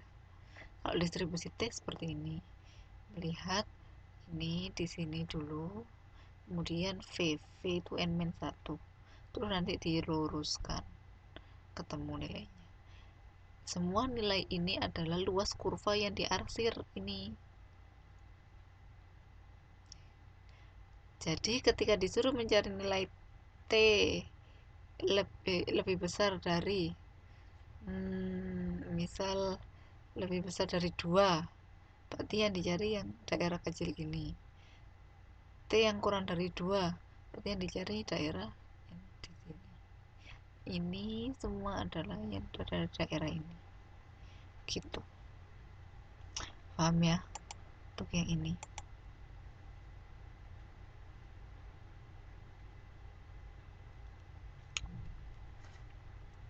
Nah, dilanjut. Secara umum, ini ilustrasi saja ya, ilustrasi saja. Secara umum, setiap hipotesis yang terletak di luar nilai dugaan rentangnya dapat dikatakan tidak dibenarkan atau ditolak. Misalnya,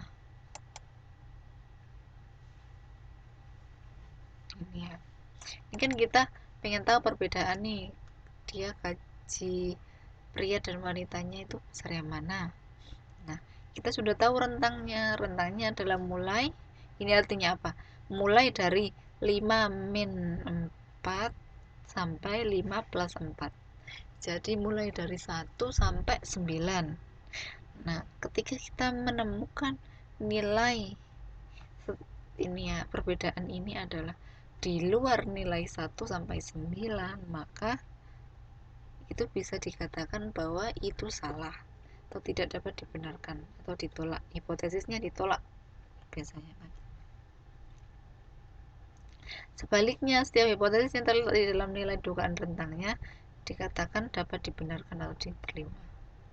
Nilai dugaan rentang dapat diperlakukan sebagai, ini kok jadi gini ya, nilai dugaan rentang dapat diperlakukan sebagai himpunan hipotesis yang dapat dibenarkan.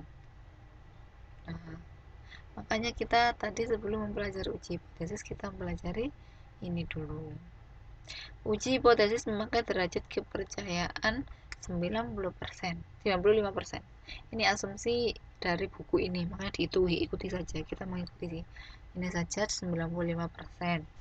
Sama dengan nilai yang digunakan pada dugaan rentang modul 6.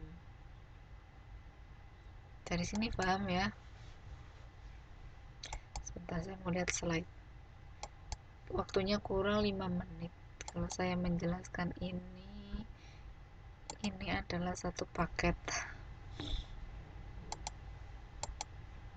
Jadi tidak cukup waktunya untuk ini sekarang. Nah, sudah, ini kayaknya ini cuman introduction, pendahuluan untuk uji hipotesis. Nanti dilanjutkan pada hari Minggu. Mungkin yang lain ada yang ditanyakan?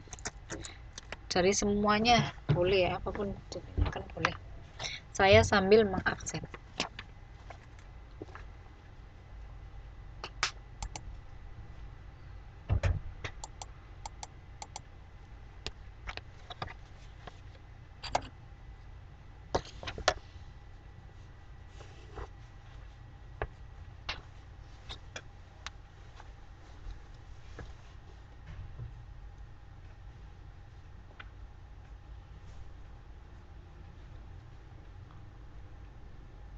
Jadi ini ada Mbak Pia, Mas Eko,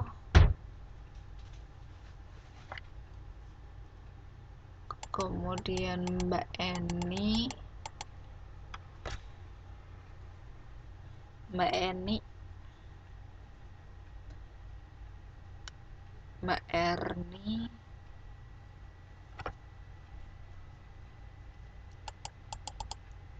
Mbak Fitrianingsi, Mbak Fitriana,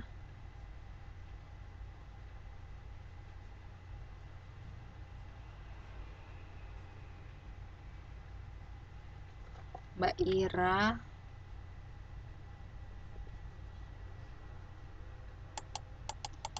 Pak Ketua, Mbak Nurul, Mbak Rice,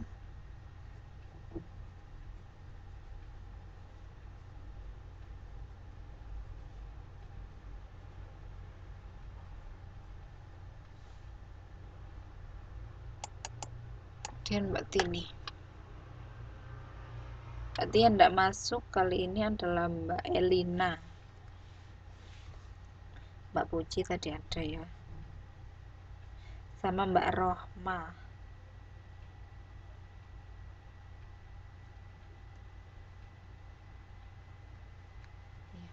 Udah tidak ada yang ditanyakan lagi?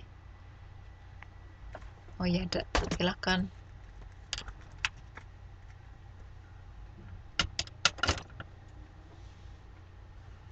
Mbak Rahma tadi masuk.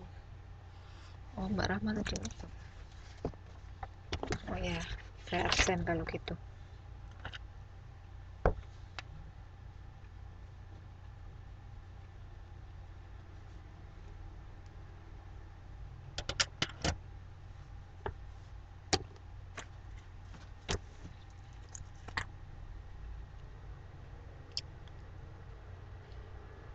Kalau sudah tidak ada yang ditanyakan, tidak apa-apa, kita selesai 2 menit lebih awal, tidak apa-apa. Terima kasih atas kehadirannya, dan ini ya, kalau kompak gini enak gitu ya. Semoga nanti hari Minggu juga semoga bisa ikut semua. Mbak Pia semoga diizinkan oleh bosnya. Sampai ketemu hari Minggu. Mohon maaf kalau saya ada salah atau kurang bisa menjelaskan. Dan ini saya senang kalau teman-teman tuh antusias untuk mengerjakan PR-nya, itu saya senang. Dan saya sangat menghargai apa ya, usahanya ya, selain bekerja dengan keterbatasan waktu juga. Jadi terima kasih. Semoga sukses nanti di UASnya. Jadi hari-hari sebelum UAS ini, setidaknya kalau statistik ini kan termasuk yang sulit ya, setidaknya meluangkan waktu mungkin bisa tiap hari atau 2 hari sekali gitu ya, 1 jam gitu. Soalnya untuk rumunya banyak dan katanya tidak boleh membuka buku. Jadi harus dicicil untuk menghafalnya. Iya, semangat Mbak Tini. Saya juga semangat. Ya, terima kasih. Itu saja untuk pertemuan kali ini. Saya tutup. Wassalamualaikum warahmatullahi wabarakatuh.